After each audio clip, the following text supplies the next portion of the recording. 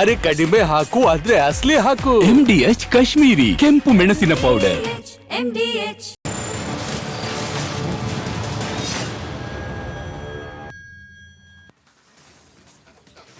ನಮಸ್ಕಾರ, good morning. ಇದು big morning. ನಾನು ಶ್ರೀಪಾದ್ ಪಾಟೀಲ್, ನನ್ನ ಜೊತೆ ಇದ್ದಾರೆ ನಿಕೇಶ್ ಕೊಠಾರಿ. ಸುದ್ದಿಗಳನ್ನ ಗಮನಿಸೋಣ. ತಮಗೆಲ್ಲ ಗೊತ್ತಿರುವ ಹಾಗೆ ಕಾಂಗ್ರೆಸ್ನಲ್ಲಿ ದಿನದಿಂದ ದಿನಕ್ಕೆ ಪಟ್ಟದ ಜಟಾಪಟಿ ಜೋರಾಗ್ತಾ ಇದೆ. ಸುರ್ಜೇವಾಲಾ ಸಾಹೇಬರು ನಾಳೆ ಬರ್ತಾ ಇದ್ದಾರೆ. ಈ ಚೇರ್ನ ವಿಚಾರವಾಗಿ, ಪವರ್ ಶೇರಿಂಗ್ನ ವಿಚಾರವಾಗಿ ಸುರ್ಜೇವಾಲಾ ಈ ಮೊದಲು ಬಂದಂಗಿದೆ, ಬಂದು ಮಾತುಕತೆ ನಡೆಸಿದ್ದಿದೆ. ಇವರ ಹೇಳಿಕೆಗಳಿಗೆ ಕಡಿವಾಣ ಹಾಕಿದ್ದೂ ಇದೆ. ಆದರೆ ಯಾವುದೂ ಕೂಡ ನಿಲ್ಲಿಲ್ಲ, ಯಥಾವತ್ ಮತ್ತೆ ಮುಂದುವರಿಯಿತು. ಮತ್ತೆ ಅದೇ ಪವರ್ ಶೇರಿಂಗ್ನ ಜಟಾಪಟಿ ಜೋರಾಗ್ತಾ ಇದೆ. ಸೆಪ್ಟೆಂಬರ್ನಲ್ಲಿ ಕ್ರಾಂತಿ ಆಗುತ್ತೆ, ನವರಾತ್ರಿಯನ್ನ ಬೇರೆ CM ಮಾಡ್ತಾರೆ ಅಂತಲೂ ಹೇಳ್ತಾ ಇದ್ದಾರೆ. ಹಾಗಿದ್ರೆ ಸುರ್ಜೇವಾಲಾ ನಾಳೆ ಬಂದು ಇದಕ್ಕೆಲ್ಲ ಬ್ರೇಕ್ ಹಾಕ್ತಾರಾ ಅನ್ನುವಂಥ ಪ್ರಶ್ನೆ ಒಂದು ಕಡೆ. ಆದರೆ ಮತ್ತೊಂದು ಕಡೆ ಈಗಾಗಲೇ ತಾವು ಗಮನಿಸ್ತಾ ಇದ್ದೀರಿ, ಬಹಳ ಬೇಸರದ ವಿಚಾರ ಏನಂತಂದರೆ, ಹಾಸನದಲ್ಲಿ ಹೃದಯ ಸ್ತಂಭನದಿಂದ 40 ದಿನಗಳ ಅವಧಿಯಲ್ಲಿ 17ರಿಂದ 18 ಜನ ಸಾವನ್ನಪ್ಪಿದ್ದಾರೆ, ಹಾರ್ಟ್ ಅಟ್ಯಾಕ್ ಆಗಿ. ಯಾಕೆ ಈ ರೀತಿ ಆಗ್ತಿದೆ ಅನ್ನುವಂತಹ ಪ್ರಶ್ನೆಯೂ ಕೂಡ ಹಾಸನದ ಜನರ ಆತಂಕಕ್ಕೆ ಕಾರಣ ಆಗ್ತಾ ಇದೆ. ಇನ್ನು ಹುಲಿಗೆ ವಿಷ ಇಟ್ಟವರನ್ನ ನ್ಯಾಯಾಂಗ ಬಂಧನಕ್ಕೆ ನೀಡಲಾಗಿದೆ. ಇನ್ನು ಮಳೆಯಿಂದಾಗಿ ಜಲಪಾತಗಳು ಕೈ ಬೀಸಿ ಕರೀತಾ ಇವೆ. ಎಲ್ಲ ಸುದ್ದಿಗಳನ್ನು ಗಮನಿಸೋಣ. ಅದಕ್ಕಿಂತ ಮುಂಚೆ ಈ ಕ್ಷಣದ ಹೇಳ.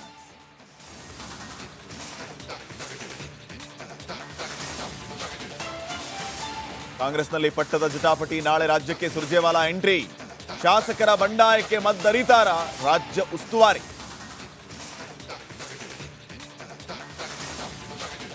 ಹೃದಯಾಘಾತಕ್ಕೆ ಸಾವಿನ ಸರಮಾಲೆ. ಹಾಸನ ಆಯಿತು ಈಗ ಕೊಡಗು ಸರದಿ. ಒಂದೇ ದಿನ ಇಬ್ಬರು ಕೊನೆಯುಸಿರು. ಸವಾರರ ಪ್ರಾಣಕ್ಕೆ ಅನಧಿಕೃತ ಫ್ಲೆಕ್ಸ್ ಕುತ್ತು. ಜಾಹೀರಾತು ಫಲಕ ಬಿದ್ದ ರಭಸಕ್ಕೆ ಕಾರ್ ಗಾಜು ಪೀಸ್ ಪೀಸ್. ಬೆಂಗಳೂರಿನ 8ನೇ ಮೈಲಿ ಫ್ಲೈಓವರ್ನಲ್ಲಿ ಘಟನೆ. ಹಾಲ್ ನೊರೆಯಂತೆ ಧುಮ್ಮುಕ್ಕುತ್ತಿದೆ ಸಗೀರ್ ಜಲಪಾತ. ಚಿಕ್ಕಮಗಳೂರಿನತ್ತ ಪ್ರವಾಸಿಗರ ದಂಡು. ಇತ್ತ ನಾಳೆ KRS ಡ್ಯಾಂಗೆ CM ಬಾಗೀನ.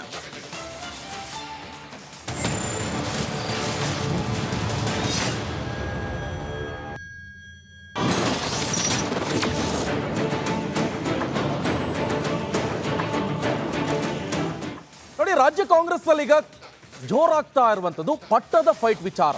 ಯಾರಿಗೆ ಪಟ್ಟ ಒಲಿಯುತ್ತೆ ಅನ್ನುವಂಥ ಪ್ರಶ್ನೆ ಈಗ ರಾಜ್ಯ ಕಾಂಗ್ರೆಸ್ ಪಾಳೆಯದಲ್ಲೇ ಉದ್ಭವ ಆಗ್ತಾ ಇದೆ. ಶಾಸಕರ ಬಂಡಾಯದ ಕಿಚ್ಚಿಗೆ ವರಿಷ್ಠರು ತಂಡ ಹೊಡೆದಿದ್ದಾರೆ. ಹಾಗಾದ್ರೆ ನಾಳೆ ರಾಜ್ಯಕ್ಕೆ ಉಸ್ತುವಾರಿ ಸುರ್ಜೇವಾಲಾ ಎಂಟ್ರಿಯನ್ನ ಕೊಡ್ತಾರ ಹಾಗಾದ್ರೆ ಅನ್ನುವಂಥ ಪ್ರಶ್ನೆ ಕೂಡ ಉದ್ಭವ ಆಗ್ತಾ ಇರುವಂಥದ್ದು. ಸೊ ಈ ಹಿನ್ನೆಲೆಯಲ್ಲಿ ಈಗಾಗಲೇ ಪ್ರೆಷರ್ ಕೂಡ ಹೆಚ್ಚಾಗಿದೆ ಸುರ್ಜೇವಾಲಾ ಅವರಿಗೆ. ನಾಳೆ ಬರುವಂತ ನಿರೀಕ್ಷೆ ಇರುವಂಥದ್ದು, ಬಂದೇ ಬರ್ತಾರೆ ಅಂತ. ಶಾಸಕರ ಬೇಸರ ತಣಿಸ್ತಾರ ಹಾಗಾದ್ರೆ ಉಸ್ತುವಾರಿ? ಅಸಮಾಧಾನಿತ ಶಾಸಕರ ಜೊತೆ ಸಾಲು ಸಾಲು ಸಭೆ. ರಾಜ್ಯಕ್ಕೆ ಬರುವ ಮುನ್ನ ಶಾಸಕರಿಗೆ ದೂರವಾಣಿ ಕರೆ ಬೇರೆ ಮಾಡಿದ್ದಾರೆ. ಬೇಸರದ ಬಗ್ಗೆ ಮಾಹಿತಿಯನ್ನ ಕಲೆ ಹಾಕಿರುವಂತಹ ಸುರ್ಜೇವಾಲಾ, ರಾಜ್ಯ ಉಸ್ತುವಾರಿ ಸುರ್ಜೇವಾಲಾರ ಕುತೂಹಲದ ನಡೆ. ನಾಳೆ ಬರ್ತಾ ಇದ್ದಾರೆ ಸುರ್ಜೇವಾಲಾ ರಾಜ್ಯ ಉಸ್ತುವಾರಿ. ಏನೇನು ಸಮಸ್ಯೆ ಆಗ್ತಾ ಇದೆ ಹಾಗಾದ್ರೆ ಕಾಂಗ್ರೆಸ್ ಪಾಳ್ಯದಲ್ಲಿ? ಅದು ಕೂಡ 135 ಸೀಟನ್ನ ಪಡ್ಕೊಂಡು ರಾಜ್ಯದಲ್ಲಿ ಅಧಿಕಾರದ ಚುಕ್ಕಾಣಿ ಹಿಡಿದಿರುವಂತಹ ಕಾಂಗ್ರೆಸ್ ನಲ್ಲಿ ಈ ತರ ಸಮಸ್ಯೆಗೆ ಕಾರಣ ಏನು ಎನ್ನುವಂತ ಪ್ರಶ್ನೆ ಉದ್ಭವ ಆಗ್ತಾ ಇದೆ. ಅದರಲ್ಲೂ ಕೂಡ DK ಶಿವಕುಮಾರ್ ಬಣ ಒಂದ್ ಕಡೆ ಆದ್ರೆ CM ಸಿದ್ದರಾಮಯ್ಯನವರ ಬಣ ಇನ್ನೊಂದು ಕಡೆಯಲ್ಲಿ. ಈಗ ಇವರು ಹೇಳ್ತಾ ಇರುವಂತದ್ದು 2.5 ವರ್ಷ ಪವರ್ ಶೇರಿಂಗ್ ಇರ್ಬೋದು, ಜೊತೆಗೆ ರಾಜ್ಯದ ಕಾಂಗ್ರೆಸ್ ಉಸ್ತುವಾರಿ ಯಾರ ಹೆಗಲಿಗೆ ಅನ್ನುವಂಥ ಪ್ರಶ್ನೆ, ರಾಜ್ಯ ಕಾಂಗ್ರೆಸ್ ಅಧ್ಯಕ್ಷರು ಯಾರು ಆಗ್ತಾರೆ ಅನ್ನುವಂಥ ಪ್ರಶ್ನೆ. ಈಗಾಗಲೇ DK ಶಿವಕುಮಾರ್ ಅದರಲ್ಲಿ ಇದ್ದಾರೆ. ಅವರು ಟೈಮ್ ಆಯಿತು, ಲಿಮಿಟ್ ಆಯಿತು. ಆದರೆ ಬೇರೆಯವರ ನೇಮಕ ಯಾವಾಗ? ಆಲ್ಮೋಸ್ಟ್ ಎಲ್ಲ ಕಾಂಗ್ರೆಸ್ ಲೀಡರ್ಸ್ ನೀವು ನೋಡ್ತಾ ಇರ್ಬೋದು, ಎಲ್ಲ ಸೀನಿಯರ್ಸ್ಗಳು. ಸೊ ಅವರಿಗೊಂದು ಆಸೆ ಇದೆ, ನಾವು ರಾಜಕೀಯದಲ್ಲಿ ರಾಜೀನಾಮೆ ಕೊಡುವ ಮುನ್ನ ನಾವು ಒಂದು ದೊಡ್ಡ ಪಟ್ಟವನ್ನು ಅಲಂಕಾರ ಮಾಡಬೇಕು. ಹಾಗಾದ್ರೆ ಈ ಪಟ್ಟ ಒಲಿಯುತ್ತಾ? ಶ್ರೀಪಾದ್ ಈಗಾಗಲೇ ಗಮನಿಸ್ತಾ ಇರ್ಬೋದು, ಈ BJPಯಲ್ಲಿ 75 ವರ್ಷ ಎಂಡಿಂಗ್ ಟೈಮ್ ಇದೆ. ಆದರೆ ಕಾಂಗ್ರೆಸ್ಸಲ್ಲಿ ಹಾಗಿಲ್ಲ, ಎಲ್ಲರೂ ಕೂಡ ಸೀನಿಯರ್, ಆಲ್ಮೋಸ್ಟ್ ಎಲ್ಲ ಈ ಹಿರಿತಲೆಗಳೇ ಇರುವುದು. ಅವರಿಗೊಂದು ಆಸೆ ಇದೆ, ನಾವು ಏನಾದರೂ ಮಾಡಬೇಕು. ಖಾಲಿ ಶಾಸಕರು ಸಚಿವರು ಇದೆಲ್ಲ 5-6 ಬಾರಿ ಅನುಭವಿಸಿ ಬಿಟ್ಟವರು ಸಾಕಷ್ಟು ಜನ ಶಾಸಕರು. ಅವರಿಗೊಂದು ಇರುವಂಥದ್ದು ರಾಜ್ಯ ಕಾಂಗ್ರೆಸ್ ಪಟ್ಟ ಇರ್ಬೋದು, ಅಥವಾ ನಾನೇನಾದರೂ ಮುಂದಿನ ಮುಖ್ಯಮಂತ್ರಿನೋ DCM ಆಗೋ ಪಟ್ಟ ಏನಾಗ್ಬೋದು ಅಂತ ಪ್ರಶ್ನೆ ಇರುವಂಥದ್ದು. ಹಿರಿಯರಿಗೆ ಆ ನಿರೀಕ್ಷೆ ಇದ್ದೇ ಇದೆ. ಅದರಲ್ಲೂ KPCC ಅಧ್ಯಕ್ಷರಾಗಿ 136 ಸ್ಥಾನಗಳನ್ನು ಗೆದ್ದಿರುವ ನಾನು CM ಆಗಲೇಬೇಕು ಅನ್ನುವಂತಹ ಅತ್ಯುತ್ಸಾಹ DCMಗೆ ಮೊದಲಿನಿಂದನೂ ಇದೆ. ಏನಾಗುತ್ತೆ ಅನ್ನೋದೇ ಸದ್ಯಕ್ಕಿನ ಪ್ರಶ್ನೆ. ಹೈಕಮಾಂಡ್ ಲೆವೆಲಲ್ಲಿ ನಿಜಕ್ಕೂ ಈ ರೀತಿಯ ಮಾತುಕತೆ ಆಗಿದೆಯಾ? 2.5 ವರ್ಷ ಅದರ ಬಗ್ಗೆ ಯಾರು ಗುಟ್ಟನ್ನು ಬಿಟ್ಟು ಕೊಡ್ತಾ ಇಲ್ಲ. ಆದರೂ ಇಂಡೈರೆಕ್ಟ್ ಆಗಿ ಹಲವು ಸಚಿವರೇ, ದೇಶಪಾಂಡೆ ಅವರೇ ರಿಪಬ್ಲಿಕ್ ಕನ್ನಡ ಜೊತೆಗೆ ಮಾತಾಡುವಾಗ ಒಪ್ಕೊಂಡಿದ್ದಾರೆ, ಹೌದು ಪವರ್ ಶೇರಿಂಗ್ ಬಗ್ಗೆ ಮಾತುಕತೆ ಆಗಿದೆ ಅಂತ ಹೇಳಿ. ಅದು ಭಾರೀ ಚರ್ಚೆಗೆ ಕಾರಣ ಆದಮೇಲೆ ಮತ್ತೆ ಬೇರೆ ರೀತಿಯ ಮಾತುಗಳು. ಅದರಲ್ಲಿ KN ರಾಜಣ್ಣ ಅವರು ಒಂದು ಹೇಳ್ತಿದ್ದಾರೆ ಸೆಪ್ಟೆಂಬರ್ ಮಹಾಕ್ರಾಂತಿ ಆಗತ್ತಂತ. ಇವತ್ತು ನೋಡಿದ್ರೆ ಹಸಿರು ಕ್ರಾಂತಿ ಅಂತಾರೆ. ತಲೆ ಬುಡ ಇಲ್ದದ್ ಮಾತಾಡ್ತಾರೆ. ಇನ್ನೊಂದು ಕಡೆಯಲ್ಲಿ ಅವ್ರದ್ದು ಗೊತ್ತಿರುವಂಥ ವಿಚಾರ ಹನಿ ಟ್ರಾಪ್ ವಿಚಾರದಲ್ಲಿ ಒಂದು ದೊಡ್ಡ ಮಟ್ಟದ ಸುದ್ದಿ ಆಯಿತು, ಅದಕ್ಕೆ ಪ್ರೂಫ್ ಕೊಡೋದ್ರಲ್ಲೇ ಅವರು ಸೋತೋಗ್ಬಿಟ್ರು, ಆಮೇಲೆ ಬಿಟ್ಟೋಗ್ಬಿಟ್ರು. ಈಗ ಇಂಥದ್ದು ದೊಡ್ಡ ದೊಡ್ಡ ಮಾತಾಡ್ತಾರಲ್ಲ ಅವ್ರಿಗೆ ಏನು ಮಾತಿನ ಕತೆ ಮರ್ಮವೇನು ಅಂತ. ತಾವು ಈಗ DCM ಆದರೆ ಮಾಡಿದ್ರೆ ಓಕೆ, CM ಮಾಡಿದ್ರು ಓಕೆ ಅಂತ ಹೇಳ್ತಿದ್ದಾರೆ, ಅಧ್ಯಕ್ಷಗಿರಿನೂ ಓಕೆ ಅಂತಿದ್ದಾರೆ. ನನ್ನ ಅಧ್ಯಕ್ಷನನ್ನಾಗಿ ಮಾಡಿದ್ರೆ ನಾನು ಸಚಿವ ಸ್ಥಾನ ಬಿಟ್ಟುಕೊಡೋದಕ್ಕೆ ರೆಡಿ ಅಂತ. ಇನ್ನು ಮತ್ತೊಂದು ಕಡೆ CM ಕುರ್ಚಿ ಕದನಕ್ಕೆ ಸಿದ್ದರಾಮಯ್ಯ ಟೀಮ್ ಕೆಂಡಾಮಂಡಲ ಆಗ್ತಾ ಇದೆ. ಮುಖ್ಯಮಂತ್ರಿ ಗದ್ದುಗೆ ಮತ್ತು ಆ ಸುತ್ತ ಕೋಟೆಯನ್ನ ಕಟ್ಟೋದಕ್ಕೆ ರಣತಂತ್ರವನ್ನು ರೂಪಿಸ್ತಾ ಇದ್ದಾರೆ. ಸಿದ್ದರಾಮಯ್ಯ ಅವರ ಹತ್ರ ಬರೋಂಗಿಲ್ಲ ಯಾರು. ಆ ರೀತಿ ಸಿದ್ದರಾಮಯ್ಯ ಬೆಂಬಲಿಗರು ಒಂದು ಕೋಟೆಯನ್ನ ಕಟ್ಟೋದಕ್ಕೆ ರೆಡಿ ಆಗ್ತಾ ಇದ್ದಾರೆ. ಪವರ್ ಶೇರಿಂಗ್ ವಿರುದ್ಧ ಸಿದ್ದರಾಮಯ್ಯ ಬಣ ಸಿಡಿದೆದ್ದಿದೆ. ಭಾರೀ ತಂತ್ರಗಾರಿಕೆ ರೂಪಿಸ್ತಾ ಇದ್ದಾರೆ CM and team. Power sharing ಪರಿಸ್ಥಿತಿ ಎದುರಾದ್ರೆ ಆಂತರಿಕ ಚುನಾವಣೆ ನಡೆಸುವಂತೆ ಸಿದ್ದು ಬಣ ಒತ್ತಾಯ ಮಾಡ್ತಾ ಇದೆ. ಆಂತರಿಕ ಚುನಾವಣೆ ಅಂತಂದ್ರೆ MLAಗಳು ಯಾರ ಪರವಾಗಿ ಎಷ್ಟು ಜನ ಇದ್ದಾರೆ.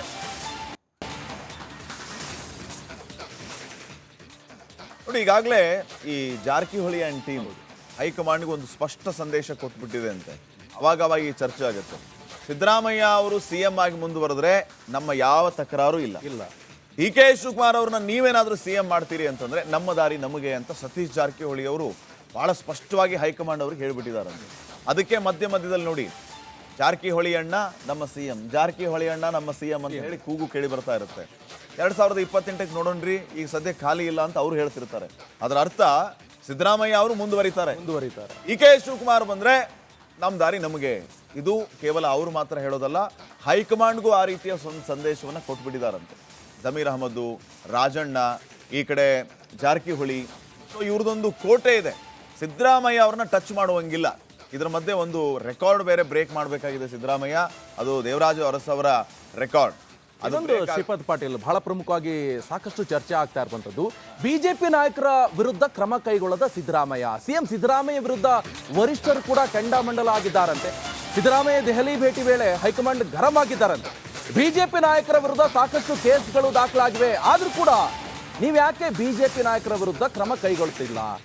ಸೊ ಹೈಕಮಾಂಡ್ ಸಾಲು ಪ್ರಶ್ನೆಗಳಿಗೆ CM ತಂಡ ಹೊಡೆದಿದ್ದಾರಂತೆ. ಹಾಗಾದ್ರೆ ಏನಾಗ್ತಾ ಇದೆ ಅಂದ್ರೆ ಬಿಜೆಪಿ ನಾಯಕರ ವಿರುದ್ಧ ಸಾಕಷ್ಟು ಸಾಲು ಆರೋಪ ಓಕೆ, ಇಲ್ಲಿ ಕಾಂಗ್ರೆಸ್ ನಾಯಕರ ವಿರುದ್ಧವೇ ಸಾಕಷ್ಟು ಭ್ರಷ್ಟಾಚಾರದ ಆರೋಪ ಕೇಳಿ ಬರ್ತಾ ಇರುವಂತದ್ದು.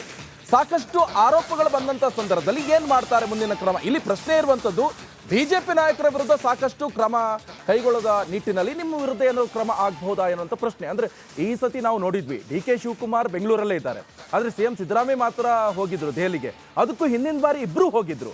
ಹಾಗಾದ್ರೆ ಈ ಮರ್ಮ ಏನು ಅಂತ? ಸಿದ್ದರಾಮಯ್ಯ ಅವರಿಗೆ ಒಂದು ರೀತಿಯ ಒತ್ತಡ ಹೆಚ್ಚಾಗ್ತಿದೆಯಾ ಅನ್ನೋದು ಒಂದು ಕಡೆ ಆದ್ರೆ, ಮನವೊಲಿಸಿ ಇವರನ್ನ ಅಂದ್ರೆ CM ಪಟ್ಟದಿಂದ ಕೆಳಗಿಳಿಸೋದು ಹೇಗೆ ಅನ್ನುವಂಥದ್ದು ಒಂದು ಬಿಗ್ ಕ್ವಶನ್ ಹೈಕಮಾಂಡ್ಗೆ ಕಾಡ್ತಾ ಇದೆ. ಸಿದ್ದರಾಮಯ್ಯ ಮಾಸ್ ಲೀಡರ್, ಯಾವುದೇ ಕಾರಣಕ್ಕೂ ಅವರನ್ನ ಇಷ್ಟು ಈಸಿಯಾಗಿ ಈ ಕಡೆ DK ಶಿವಕುಮಾರ್ ಬಣದವರು ಅನ್ಕೊಂಡ ರೀತಿ ಈಸಿಯಾಗಿ ಇಳಿಸೋದಕ್ಕೆ ಸಾಧ್ಯನೇ ಇಲ್ಲ. ಅಲ್ಲೊಂದು ಕ್ರಾಂತಿನೇ ಆಗ್ಬಿಡುತ್ತೆ. ಅದರ ಮುನ್ಸೂಚನೆಯನ್ನೇ ರಾಜಣ್ಣ ಅವ್ರು ಕೊಟ್ಟಿರೋದು. ಅದು ಮೂಢ ಹಗರಣದಲ್ಲಿ ನಾವು ನೋಡಿದ್ವಿ ಯಾವ ರೀತಿಯಾಗಿ ತೇಲ್ಸಿ ಬಿಟ್ಟಿದ್ರಂತ. ಸೊ ಆ ಪ್ರಕಾರವಾಗಿ ಏನಾದರೂ ಬೆಳವಣಿಗೆ ಆದ್ರೆ ಹೇಗೆ ಅನ್ನುವಂಥ ಪ್ರಶ್ನೆ ಇದೆ. ಈ ಮಧ್ಯೆ ಬಿಜೆಪಿ ನಾಯಕರ ವಿರುದ್ಧ ಹಲವು ರೀತಿಯ ಆರೋಪಗಳು ಕೇಳಿ ಬರ್ತಾ ಇದೆ. ಈ ಕೇಸ್ಗಳನ್ನು ರೀಓಪನ್ ಮಾಡಿ ಅವ್ರ ವಿರುದ್ಧ ಯಾಕೆ ಕ್ರಮ ತಗೋಬಾರದು? ನಿಮಗೆ ಈಗ ಅವಕಾಶ ಇದೆ, ರಾಜಕೀಯವಾಗಿ ಅವ್ರನ್ನ ಕಟ್ಟಿ ಹಾಕಿ ಅವ್ರನ್ನ ಮೆತ್ತಗೆ ಮಾಡಿ ಅಂತ ಇಡೀ ದಾಳಿ ಆಗ್ತಾ ಇದೆ ಕಾಂಗ್ರೆಸ್ ನಾಯಕರ ಮೇಲೆ. ಮೊನ್ನೆ ಬಳ್ಳಾರಿಯ whole and soul MLA MP ಗಳ ಮೇಲೆ ಆಯ್ತಲ್ಲ ಕಾಂಗ್ರೆಸ್ ಅವರು. ಹಾಗೆ ನಿಮ್ಮ ಕೈಯಲ್ಲಿ ಅಧಿಕಾರ ಇದೆ, ನೀವ್ ಯಾಕೆ ಮಾಡಬಾರ್ದು? ಬಿಜೆಪಿ ಅವ್ರ ಮೇಲೇನೂ ಆರೋಪ ಇದೆಯಲ್ಲ, ಅದನ್ನ ಹೇಳ್ತಾ ಇರೋದು ಅವರು.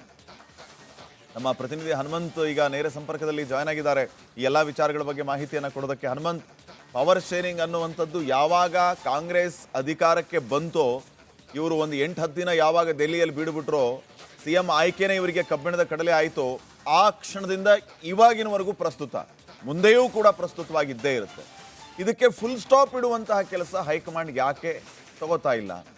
ಗಂಭೀರವಾಗಿ ತೆಗೆದುಕೊಳ್ತಾ ಇಲ್ವಾ? ಅಥವಾ ಹಿಂಗೇ ಇದ್ರ ಬಗ್ಗೆ ಚರ್ಚೆ ಮಾಡ್ತಾ ಇರೋಣ, ಅವರು ಮಾತಾಡ್ತಾ ಇರಲಿ, ನೀವು ಮಾತಾಡಬೇಡಿ ಅಂತ ನಾವು ಹೇಳ್ತಾ ಇರೋಣ, ಹೇಗೋ 5 ವರ್ಷ ಕಂಪ್ಲೀಟ್ ಮಾಡಿಬಿಡಲಿ ಸಿದ್ದರಾಮಯ್ಯ ಅನ್ನೋಂಥ ಲೆಕ್ಕವಾ? ಅಥವಾ ನಿಜಕ್ಕೂ DK ಶಿವಕುಮಾರ್ ಅವ್ರಿಗೆ ಬಿಟ್ಟು ಕೊಡುವಂತಹ ಕಸರತ್ತುಗಳು ತೆರೆಮರೆಯಲ್ಲಿ ನಡೀತಾ ಇದೆಯಾ? ಏನಾಗ್ತಾ ಇದೆ ಕಾಂಗ್ರೆಸ್ ಅಲ್ಲಿ ಅಂತ? ಶ್ರೀಪಾದ್, ರಾಜ್ಯ ಕಾಂಗ್ರೆಸ್ ಹೈಕಮಾಂಡ್ಗೆ ಒಂದಷ್ಟು ಗೊಂದಲ ಇದ್ದಂತೆ ಕಾಣಿಸುತ್ತೆ. ಯಾಕೆ ಅಂತ ಹೇಳಿದ್ರೆ ಸಿ ಎಂ ಸಿದ್ದರಾಮಯ್ಯವ್ರನ್ನ ವಿಶ್ವಾಸದಲ್ಲಿ ಇಟ್ಕೊಂಡು ನಾವೇನಾದರೂ ಮುನ್ನಡಿಲಿಲ್ಲ ಅಂತಂದು ಹೇಳಿದ್ರೆ, ಹೇಗೆ ನಿಜಲಿಂಗಪ್ಪ ಅವರ ಘಟನೆಯಲ್ಲಿ ಆಗಿರ್ಬೋದು, ಹಾಗೆಯೇ ಹಿಂದೆ ಕೆಲವೊಂದು ಇತಿಹಾಸಗಳು ಕಾಂಗ್ರೆಸ್ನಲ್ಲಿರುವಂಥ ಕಾರಣಕ್ಕಾಗಿ ಮಾಸ್ ಲೀಡರ್ಗಳನ್ನು ಏಕಾಏಕಿಯಾಗಿ ಇಳಿಸಿದಂಥ ಸಂದರ್ಭದಲ್ಲಿ ಬಹುದೊಡ್ಡ ಸಮುದಾಯದ ಮತ ಬ್ಯಾಂಕೇ ಕಾಂಗ್ರೆಸ್ನಿಂದ ದೂರ ಆಯಿತು. ಆ ಕಾರಣಕ್ಕಾಗಿಯೇ ಅಹಿಂದ ಮತ ಬ್ಯಾಂಕನ್ನು ಭದ್ರವಾಗಿ ಉಳಿಸ್ಕೊಂಡು ಸಿ ಎಂ ಸಿದ್ದರಾಮಯ್ಯವ್ರನ್ನ ವಿಶ್ವಾಸಕ್ಕೆ ಇಟ್ಕೊಂಡೇ ಮುಂಬರುವಂಥ ದಿನಗಳಲ್ಲಿ ಏನಾದರೂ ತೀರ್ಮಾನ ಆದರೆ, ಅಂಥದ್ದೇ ಪರಿಸ್ಥಿತಿ ಎದುರಾದರೆ ಅವರನ್ನು ವಿಶ್ವಾಸದಲ್ಲಿ ಇಟ್ಕೊಂಡೇ ತೀರ್ಮಾನ ಮಾಡಬೇಕಾದಂಥ ಅನಿವಾರ್ಯತೆ ಹೈಕಮಾಂಡ್ಗಿದೆ. ಮತ್ತೊಂದು ಕಡೆ ರಾಜಕಾರಣದಲ್ಲಾಗಿರ್ಬೋದು ಎಲ್ಲವೂ ಸಾಧ್ಯ, ಎಲ್ಲವೂ ಅಸಾಧ್ಯ. ಮತ್ತು ಇವತ್ತಿನಿಂದ ಗೆದ್ದಂಥ ಶಾಸಕರಾಗಿರ್ಬೋದು, ಹಿರಿಯ ಶಾಸಕರಾಗಿರ್ಬೋದು, ರಾಜಕಾರಣಿಗಳ ಹೇಳುವಂಥ ಮಾತೇನಂತಂದು ಹೇಳಿದ್ರೆ, ಯಾರೂ ಕೂಡ ಸನ್ಯಾಸಿಗಳಲ್ಲ, ನಾವು ರಾಜಕಾರಣ ಮಾಡಲಿಕ್ಕೆ ಬಂದಿದ್ದೀವಿ ಅನ್ನೋಂಥ ಮಾತುಗಳನ್ನು ಭಾಳ ಸ್ಪಷ್ಟವಾಗಿ ಹೇಳ್ತಾರೆ. ಅದೇ ರೀತಿಯಾಗಿ ಸಿ ಡಿ.ಕೆ. ಶಿವಕುಮಾರ್ ಬಣದಲ್ಲಿ ಗುರುತಿಸಿಕೊಂಡಿರುವಂಥ ನಾಯಕರು ಮತ್ತು ಸಿ ಎಂ ಸಿದ್ದರಾಮಯ್ಯವರ ಬಣದಲ್ಲಿ ಗುರುತಿಸಿಕೊಂಡಿರುವಂಥ ನಾಯಕರು ತಮ್ಮದೇ ಆದಂಥ ವ್ಯವಸ್ಥೆಗಳನ್ನು ಭಾಳ ಸಂಪೂರ್ಣವಾಗಿ ಮಾಡ್ಕೊಳ್ತಾ ಇದ್ದಾರಂಥದ್ದು. ಹೈಕಮಾಂಡ್ ಯಾವಾಗ ಈ ಗಲಾಟೆಗಳು ನೇರವಾಗಿ ಬಹಿರಂಗವಾಗಿ ಆಗುತ್ತೆ, ಆ ಒಂದು ಸಂದರ್ಭದಲ್ಲಿ ಹೈಕಮಾಂಡ್ ಮಧ್ಯಪ್ರವೇಶ ಮಾಡಿ ಒಂದಷ್ಟು ಮದ್ದು ಹರಿಯುವಂಥ ಕೆಲಸವನ್ನು ಮಾಡುತ್ತೆ. ಅದಾದ ನಂತರದಲ್ಲಿ ಮತ್ತೆ ಈಗ ಕಾಳಗ ಮುಂದುವರಿಯುತ್ತೆ. ಆಂತರಿಕವಾಗಿ ಪವರ್ ಶೇರಿಂಗ್ ವಿಚಾರ ಇವತ್ತಿಗೂ ಕೂಡ ಮುಂದುವರಿಯುವಂಥ ಚರ್ಚೆ ಜೀವಂತ ಇಡುವಂಥ ಕೆಲಸವನ್ನು ಸಿ ಡಿ.ಕೆ. ಶಿವಕುಮಾರ್ ಅವರ ಬಣದವರು ಮಾಡ್ತಾ ಇರೋಂಥದ್ದು. ಅಂತಿಮವಾಗಿ ಪವರ್ ಶೇರಿಂಗ್ ವಿಚಾರ ಮಾತುಕತೆ ಆಗಿದೆಯೋ ಇಲ್ವೋ ಅನ್ನೋಂಥದ್ದು ಹೈಕಮಾಂಡೇ ಸ್ಪಷ್ಟಪಡಿಸಬೇಕು ಅನ್ನೋಂಥ ಚರ್ಚೆಗಳು ಕಾಂಗ್ರೆಸ್ ವಲಯದಲ್ಲಿ ಇದ್ದಾವೆ. ಆದರೆ ಯಾವುದಕ್ಕೂ ಇರಲಿ, ಎಂಥದ್ದೇ ಪರಿಸ್ಥಿತಿ ಎಲ್ಲಾದರೂ ಕೂಡ ಸಿ ಎಂ ಸಿದ್ದರಾಮಯ್ಯವರ ಕುರ್ಚಿ ಭದ್ರವಾಗಿರಬೇಕು ಅನ್ನೋಂತಹ ತಂತ್ರಗಾರಿಕೆಯನ್ನು ಅವರ ಆಪ್ತ ವಲಯದಲ್ಲಿ ಗುರುತಿಸಿಕೊಂಡಿರುವಂಥ ಸಚಿವರು, ಶಾಸಕರು ಎಲ್ಲರೂ ಕೂಡ ಮಾಡ್ತಾ ಇರೋಂಥದ್ದು. ಒಂದು ವೇಳೆ ಅಂಥದ್ದ ಪರಿಸ್ಥಿತಿ ಎದುರಾದರೆ, ಪವರ್ ಶೇರಿಂಗ್ ಪರಿಸ್ಥಿತಿ ನಾವು ಫೇಸ್ ಮಾಡಬೇಕಾದಂಥ ಅನಿವಾರ್ಯತೆ ಎದುರಾದರೆ ತಮ್ಮದೇ ಆದಂಥ ತಂತ್ರಗಾರಿಕೆಯನ್ನು ಮಾಡ್ತಾರಂಥದ್ದು. ಅದು ಆಂತರಿಕ ಪ್ರಜಾಪ್ರಭುತ್ವದಲ್ಲಿ ನಡೆಯುವಂತಹ ಚುನಾವಣೆಯಲ್ಲಿ ಇಬ್ಬರು ಕೂಡ ಸ್ಪರ್ಧೆ ಮಾಡುವಂಥದ್ದು, ಶಾಸಕರ ಮತಗಳನ್ನು ಹಾಕುವಂಥದ್ದು, ಅದರಲ್ಲೂ ಕೂಡ ಮತ್ತೊಬ್ಬ ಅಭ್ಯರ್ಥಿಯನ್ನು ಕಣಕ್ಕಿಳಿಸಿ ಮತಗಳನ್ನು ಛಿದ್ರ ಮಾಡಿಸುವಂಥ ಪ್ರಯತ್ನನೂ ಕೂಡ ನಾವು ಮಾಡ್ಬೋದು ಅನ್ನೋಂಥ ಲೆಕ್ಕಾಚಾರದಲ್ಲಿ C M Siddaramaiah and team ಇದ್ದಂತೆ ಇದೆ ಅನ್ನೋಂಥ ಚರ್ಚೆಗಳು ಜೋರಾಗಿದೆ. ಈ ಚರ್ಚೆ ಯಾವಾಗಿಂದ ಶುರುವಾಯಿತು ಅಂತಂದು ಹೇಳಿದ್ರೆ, ಯಾವಾಗ ದೆಹಲಿಗೆ ಹೋಗಿ ಬಂದ ನಂತರದಲ್ಲಿ ಈ ಚರ್ಚೆಗಳು ಭಾಳಷ್ಟು ಕಾಂಗ್ರೆಸ್ ವಲಯದಲ್ಲಿ ಜೋರಾಗಿ ಕೇಳಿ ಬರುತ್ತಂಥದ್ದು. ಮತ್ತೊಂದು ಕಡೆಗೆ ಈಗ ಸುರ್ಜೇವಾಲಾ ಅವರು ಕೂಡ ಒಂದು ಪವರ್ ಶೇರಿಂಗ್ ವಿಚಾರ ಅಂತಂದಾದರೆ, ಮತ್ತೊಂದು ಕಡೆ ಹಿರಿಯ ಶಾಸಕರು ಅನುದಾನವನ್ನು ಸಿಗ್ತಾ ಇಲ್ಲ, ಕ್ಷೇತ್ರಗಳಲ್ಲಿ ನಾವು ಜನರನ್ನ ಫೇಸ್ ಮಾಡೋಕ್ಕಾಗ್ತಾ ಇಲ್ಲ ಅಂತ ನೋವನ್ನು ಬಹಿರಂಗವಾಗಿ ಯಾವಾಗ ಹೊರಗೆ ಹಾಕಿದ್ರು, ಈ ಪರಿಸ್ಥಿತಿನ ಹಿಂಗೆ ಮುಂದೆ ಬಿಟ್ಟರೆ ಅದು ಪಕ್ಷಕ್ಕೆ ಮುಂಬರುವಂಥ ದಿನಗಳಲ್ಲಿ ಬಹುದೊಡ್ಡ ಡ್ಯಾಮೇಜ್ ಕೊಡುತ್ತೆ ಅನ್ನೋಂಥ ಲೆಕ್ಕಾಚಾರದಲ್ಲಿ ಈಗ ಸುರ್ಜೇವಾಲಾ ಅವರು ಬರ್ತಾ ಇರುವಂಥದ್ದು. ಸುರ್ಜೇವಾಲಾ ಅವರು ಬಂದು ಈಗ ಶಾಸಕರಿಗೆ 1-to-1 ಸಭೆಯನ್ನು ಮಾಡಲಿಕ್ಕೆ ಮುಂದಾಗಿರುವಂಥದ್ದು. ಈ ಒಂದು ಸಂದರ್ಭದಲ್ಲಿ ಸಹಜವಾಗಿ ಶಾಸಕರ ಅಸಮಾಧಾನ ಏನಿದೆ ಅದನ್ನು ತಣಿಸುವಂಥ ಪ್ರಯತ್ನವನ್ನು ಮಾಡ್ಬೋದು. ಆಡಳಿತಾತ್ಮಕ ಸಮಸ್ಯೆಗಳನ್ನು ಬಗೆಹರಿಸಬಹುದು, ಕೇಳಿಸ್ಕೊಳ್ಬಹುದು. ಆದರೆ ಅಧಿಕಾರದ ಸಮಸ್ಯೆ ಏನಿದೆ ಅದನ್ನು ಬಗೆಹರಿಸುವಂಥದ್ದು ಕಾಂಗ್ರೆಸ್ ಹೈಕಮಾಂಡ್ಗೆ ಅಷ್ಟು ಸುಲಭದ್ದಲ್ಲ.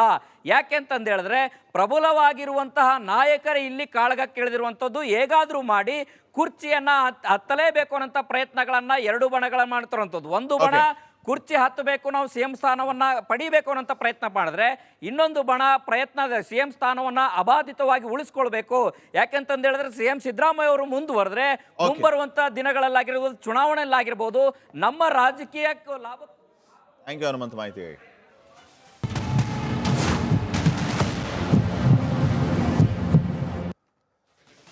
ಶ್ರೀಪಾದ್ ಪಾಟೀಲ್, ಇಷ್ಟರವರೆಗೆ ನಾವು ರಾಜಕೀಯ ಸುದ್ದಿಗಳನ್ನು ನೋಡಿದ್ವಿ. ಈಗ ಸಾಮಾಜಿಕ ಕಳಕಳಿ ವಿಚಾರದ ಬಗ್ಗೆ ನಾವು ಚರ್ಚೆ ಮಾಡಲೇಬೇಕು.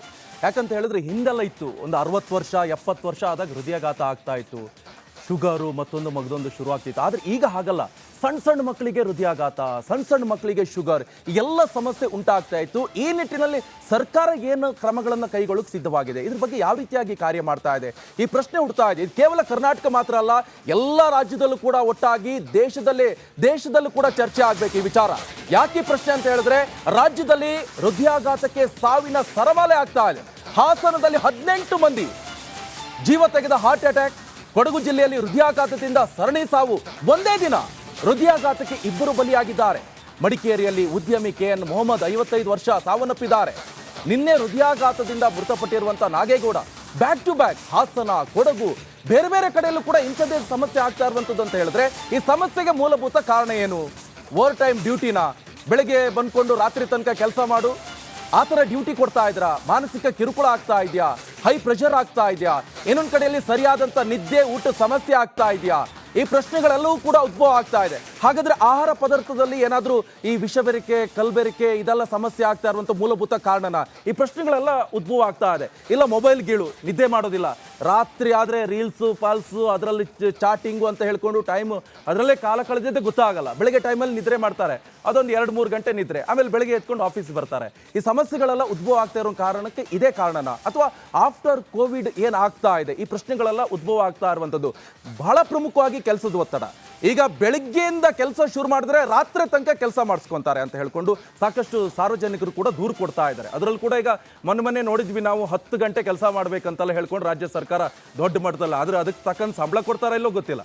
ಆದ್ರೆ ಸಮಸ್ಯೆ ಆಗ್ತಾ ಇರುವಂತದ್ದು ಇಂಥ ಸಮಸ್ಯೆನೂ ಕಾರಣ ಆಗ್ತಾ ಇರುವಂತ ಶ್ರೀಪಾದ್ ಪಾಟೀಲ್. ಮುಖ್ಯವಾಗಿ ಈ ವಿಚಾರವಾಗಿ ಎಕ್ಸ್ಪರ್ಟ್ಗಳನ್ನು ಕೂಡ ನಾವು ಸಂಪರ್ಕ ಮಾಡಿದಾಗ ಅವ್ರು ಹೇಳ್ತಾ ಇರೋದು ಜೀವನ ಶೈಲಿಯನ್ನ ಬದಲು ಮಾಡ್ಕೋಬೇಕು ಅಂತ ಹೇಳ್ತಿದ್ದಾರೆ ಅವರು.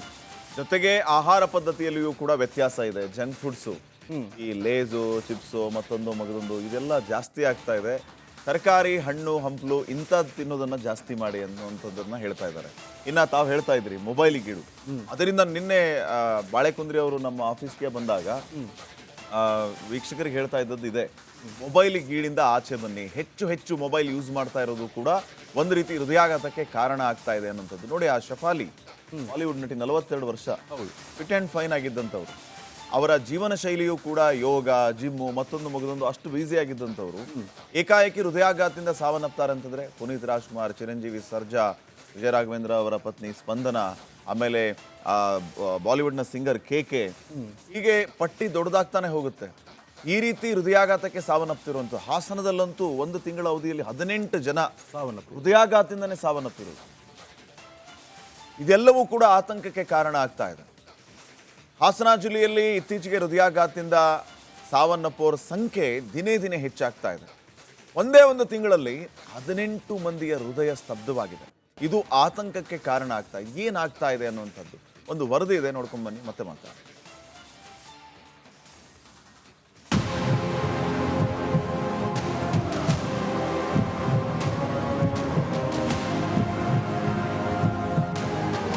ಹಾಸನ ಜಿಲ್ಲೆಯಲ್ಲಿ ಹೃದಯಾಘಾತ ಪ್ರಕರಣಗಳು ದಿನೇ ದಿನೇ ಆತಂಕ ಮೂಡಿಸಿದೆ. ಕೇವಲ 2 ತಿಂಗಳ ಅವಧಿಯಲ್ಲಿ ಒಟ್ಟು 18 ಮಂದಿಯ ಹೃದಯ ನಿಂತಿದೆ.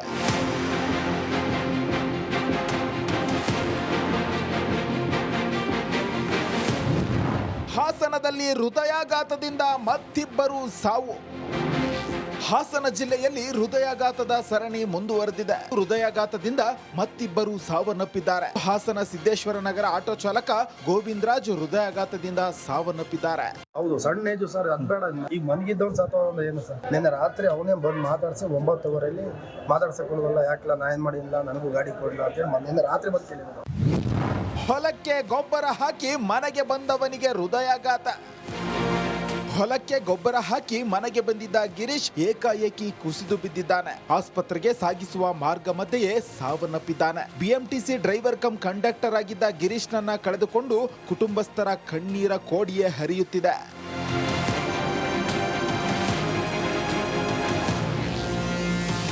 ಸಾಲು ಸಾಲು ಹೃದಯಾಘಾತದಿಂದ ಹಾಸನ ಜಿಲ್ಲೆಯ ಜನರು ಬೆಚ್ಚಿ ಬಿದ್ದಿದ್ದಾರೆ. ಮೇ ಜೂನ್ನಲ್ಲಿ ಹಾಸನದಲ್ಲಿ 18 ಮಂದಿ ಹೃದಯಾಘಾತದಿಂದ ಸಾವನ್ನಪ್ಪಿದ್ದಾರೆ. 2 ದಶಕಗಳಲ್ಲಿ 20 ವರ್ಷಗಳಲ್ಲಿ ಭಾರತ ದೇಶದಲ್ಲಿ ಯುವಕರಲ್ಲಿ ಮತ್ತು ಮಧ್ಯವಯಸ್ಕರಲ್ಲಿ ಹೃದಯಾಘಾತ ಜಾಸ್ತಿ ಆಗ್ತಾ ಇದೆ. ಪ್ರತಿ ವರ್ಷ ಸುಮಾರು 30 ಲಕ್ಷ ಭಾರತೀಯರು ಇವತ್ತು ಹೃದಯಾಘಾತಕ್ಕೆ ತುತ್ತಾಗ್ತಾ ಇದ್ದಾರೆ. 35% ಹೃದಯಾಘಾತ 40 ವರ್ಷಕ್ಕಿಂತ ಚಿಕ್ಕವರಲ್ಲಾಗ್ತಾ ಇದೆ. ಆದರೆ ಜಿಲ್ಲೆಯಲ್ಲಿ ಈ ರೀತಿ ಹೃದಯಾಘಾತಕ್ಕೆ ಕಾರಣ ಏನು ಅನ್ನೋದು ಸವಾಲಾಗಿದೆ. ಆದ್ರಿಂದ ವೈದ್ಯರು ತನಿಖೆಗೆ ಇಳಿದಿದ್ದು ಜನರು ಭಯಪಡುವ ಅಗತ್ಯವಿಲ್ಲ ಎಂದಿದ್ದಾರೆ. ಖುಷ್ವಂತ್, ರಿಪಬ್ಲಿಕ್ ಕನ್ನಡ, ಹಾಸನ.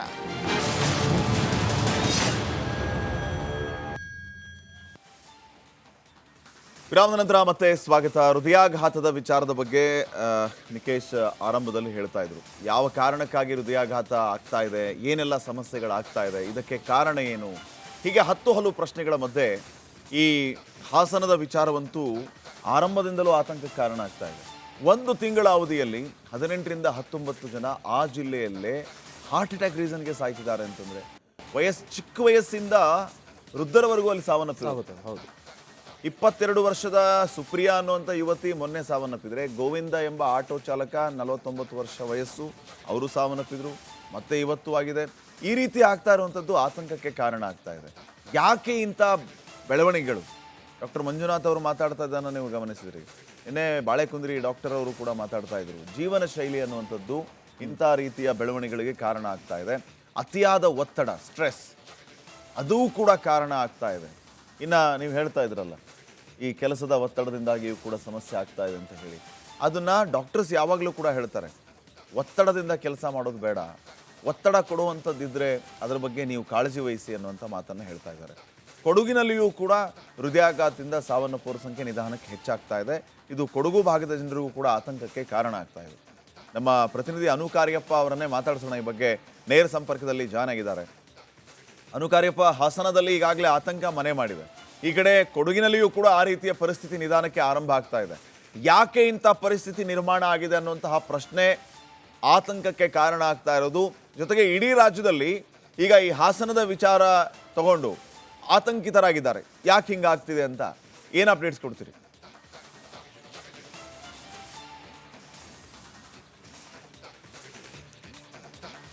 ಶ್ರೀಪಾದ್, ಈಗ ಕೊಡಗು ಜಿಲ್ಲೆಯಲ್ಲಿ ನಿನ್ನೆ ಒಂದೇ ದಿವಸ ಇಬ್ಬರು ಹೃದಯಾಘಾತಕ್ಕೆ ಬಲಿಯಾಗಿರುವಂಥದ್ದು. ಒಬ್ಬರು ಮಡಿಕೇರಿಯಲ್ಲಿ ಮೊಹಮ್ಮದ್ ಬಶೀರ್ ಅಂತ ಹೇಳುವಂಥವ್ರು, ಮತ್ತು ಕುಶಾಲನಗರದಲ್ಲಿ ನಾಗೇಗೌಡ ಅಂತೇಳಿ ಇಬ್ಬರು. ನಾಗೇಗೌಡ ಅಂತ ಹೇಳುವವರು ಕಚೇರಿಯಲ್ಲಿ ನಿನ್ನೆ ಕೂತಿದ್ದಾಗ ಅವರಿಗೆ ಹೃದಯಾಘಾತವಾಗಿದೆ. ನಂತರ ಅವರನ್ನು ಹೆಚ್ಚಿನ ಚಿಕಿತ್ಸೆಗೆ ಮೈಸೂರಿಗೆ ಕರೆದುಕೊಂಡು ಹೋಗ್ತಾ ಇದ್ದಾಗ ಮಾರ್ಗ ಮಧ್ಯೆ ಸಾವನ್ನಪ್ತಾರೆ. ಹಾಗೆ ಇಲ್ಲಿ ಮಡಿಕೇರಿಯಲ್ಲಿ ಮೊಹಮ್ಮದ್ ಬಶೀರ್ ಅಂತ ಹೇಳುವವರು ನಿನ್ನೆ ರಾತ್ರಿ ಹೃದಯಾಘಾತಕ್ಕೆ ಬಲಿಯಾಗಿರುವಂಥದ್ದು. ಅಂದರೆ ಇಲ್ಲಿ ಬೇರೆ ಬೇರೆ ಅನಾರೋಗ್ಯದಿಂದ ಹೃದಯಾಘಾತವಾಗಿ ಮರಣ ಸಾವನ್ನಪ್ಪಿರುವವರು ಅದು ಬೇರೆ. ಇದು ಆರೋಗ್ಯವಂತರಾಗಿದ್ದವರು ಇದಕ್ಕಿದ್ದಂತೆ ದಿಢೀರಾಗಿ ಹೃದಯಾಘಾತವಾಗಿ ಸಾವನ್ನಪ್ಪಿರುವಂಥದ್ದು ಆತಂಕಕ್ಕೆ ಕಾರಣ ಅಂತ ಹೇಳ್ಬೋದು. ಯಾಕೆಂದರೆ ಈಗ ವೈದ್ಯರು ಹೇಳುವಂಥದ್ದು ಒಂದೇ ಕಾರಣ, ಅತಿಯಾದ ಕೆಲಸದ ಒತ್ತಡ ಹಾಗೂ ನಮ್ಮ ಆಹಾರ ಪದ್ಧತಿಯಿಂದ ಈ ರೀತಿ ಆಗ್ತಾ ಇದೆ ಅಂತೇಳಿ ವೈದ್ಯರು ಹೇಳ್ತಾ ಇರುವಂಥದ್ದು. ಆದರೆ ಈ ಕೋವಿಡ್ ಬಂದ ನಂತರ ಇದರ ಸಂಖ್ಯೆ ಈಗ ಹೆಚ್ಚಾಗ್ತಿರುವಂಥದ್ದು ಆತಂಕ. ಅಂದರೆ ಪ್ರತಿನಿತ್ಯ ಎಲ್ಲ ಕಡೆ ಸಾವನ್ನಪ್ಪಿರುವಂಥದ್ದು, ಅದು ಸಣ್ಣ ಸಣ್ಣ ಯುವತಿಯರು ಈ ರೀತಿ ಬಲಿಯಾಗ್ತಿದ್ದಾರೆ. ವೈದ್ಯರ ಪ್ರಕಾರ ಆಹಾರ ಪದ್ಧತಿ ಹಾಗೂ ಇದು ಜೀವನ ಕ್ರಮನೇ ಕಾರಣ ಅಂತ ಹೇಳಿ ಅವರು ಹೇಳ್ತಾ ಇದ್ದಾರೆ. ಇದು ನೋಡ್ಬೇಕು ಯಾವ ರೀತಿ ಇದು. ಮತ್ತೆ ವೈದ್ಯರು ಈ ಬಗ್ಗೆ ಈಗ CM ಸಿದ್ದರಾಮಯ್ಯ ಕೂಡ ಈ ಬಗ್ಗೆ ತನಿಖೆಗೆ ಒಂದು ಆದೇಶವನ್ನು ಕೊಟ್ಟಿರುವಂಥದ್ದು. ಏನು ವರದಿ ಬರುತ್ತೆ ಅಂತ ಇದ್ರ ಬಗ್ಗೆ ನೋಡ್ಬೇಕಾಗಿದೆ ಶ್ರೀಪಾದ್. ಓಕೆ, ಥ್ಯಾಂಕ್ ಯು ಅನು ಕಾರ್ಯಪ್ಪ ಮಾಹಿತಿಗಾಗಿ. ನೋಡಿ, ನಿನ್ನೆ ಅಷ್ಟೇ ಬಾಲಿವುಡ್ ನಟಿ ಶೆಫಾಲಿ ಸಾವನ್ನಪ್ಪಿದ್ರು, ಅದು ಕೂಡ ಹಾರ್ಟ್ ಅಟ್ಯಾಕ್ನಿಂದ.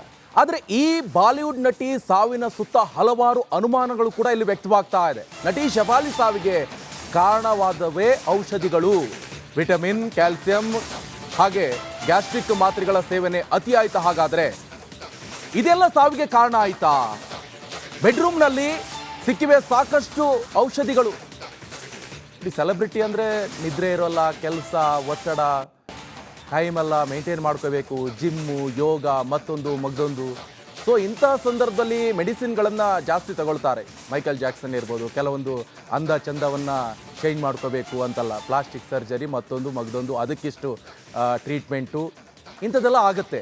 ಆದರೆ ಇಲ್ಲಿ ನಟಿ ಶೆಫಾಲಿ ಸಾವಿನ ಸುತ್ತ ಕಾರಣಗಳು ಹುಟ್ಟೋ ಕಾರಣ ವಿಟಮಿನ್ ಇರ್ಬೋದು, ಅಥವಾ ಕ್ಯಾಲ್ಸಿಯಂ ಇರ್ಬೋದು, ಗ್ಯಾಸ್ಟ್ರಿಕ್ ಮಾತ್ರೆಗಳು ಇವೆಲ್ಲ ಸಿಕ್ಕಿವೆ ಬೆಡ್ರೂಮಲ್ಲಿ. ಹಾಗಾದರೆ ಏನಾಗ್ತಾ ಇದೆ ಅಂತ ಅವ್ರಿಗೆ ಇನ್ನೊಂದು ಆಂಟಿ ಏಜಿಂಗ್ ಟ್ರೀಟ್ಮೆಂಟು ತಗೋತಿದ್ರಂತವ್ರು. ಆಂಟಿ ಏಜಿಂಗ್ ಟ್ರೀಟ್ಮೆಂಟ್ಗೋಸ್ಕರ ಇರುವಂತಹ ಟ್ರೀಟ್ಮೆಂಟು ಮತ್ತು ಮಾತ್ರೆಗಳು ಅದು ಕೂಡ ಇಫೆಕ್ಟ್ ಆಗಿರ್ಬೋದು ಅಂತ ನಿನ್ನೆಯೂ ಕೂಡ ಚರ್ಚೆನ ಮಾಡಿದ್ವಿ. ನಟಿ ಶೆಫಾಲಿ ಕರಿವಾಲ ಸಾವಿನ ತನಿಖೆ ಈಗ ಚುರುಕುಗೊಂಡಿದೆ.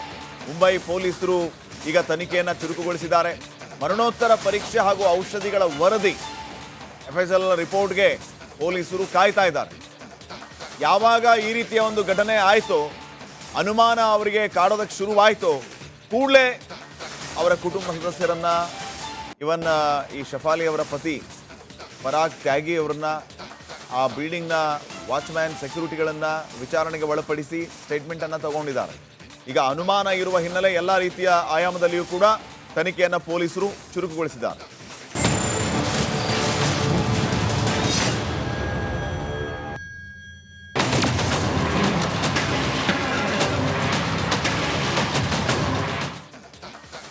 ಐದು ಹುಲಿಗಳು ಸಾವನ್ನಪ್ಪಿರುವಂತಹ ವಿಚಾರ ಇಡೀ ರಾಜ್ಯದಲ್ಲಿ ಆಕ್ರೋಶಕ್ಕೆ ಕಾರಣ ಆಯಿತು, ದೇಶದಲ್ಲಿ ಚರ್ಚೆಗೆ ಕಾರಣ ಆಯಿತು. ಈಗ ಈ ಹುಲಿಗಳ ಹತ್ಯೆ ಕೇಸ್ನಲ್ಲಿ ಸ್ಫೋಟಕ ಮಾಹಿತಿಯೊಂದು ಲಭ್ಯ ಆಗ್ತಾ ಇದೆ.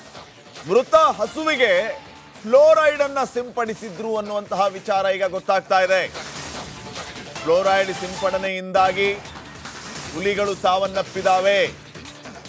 ಹಸುವಿಗೆ ಫ್ಲೋರೈಡ್ ಅನ್ನ ಸಿಂಪಡಿಸೋದು, ಆ ಹಸುವಿನ ಮಾಂಸವನ್ನ ಹುಲಿ ಬಂದು ತಿನ್ನೋದು, ಸಾವನ್ನಪ್ಪು.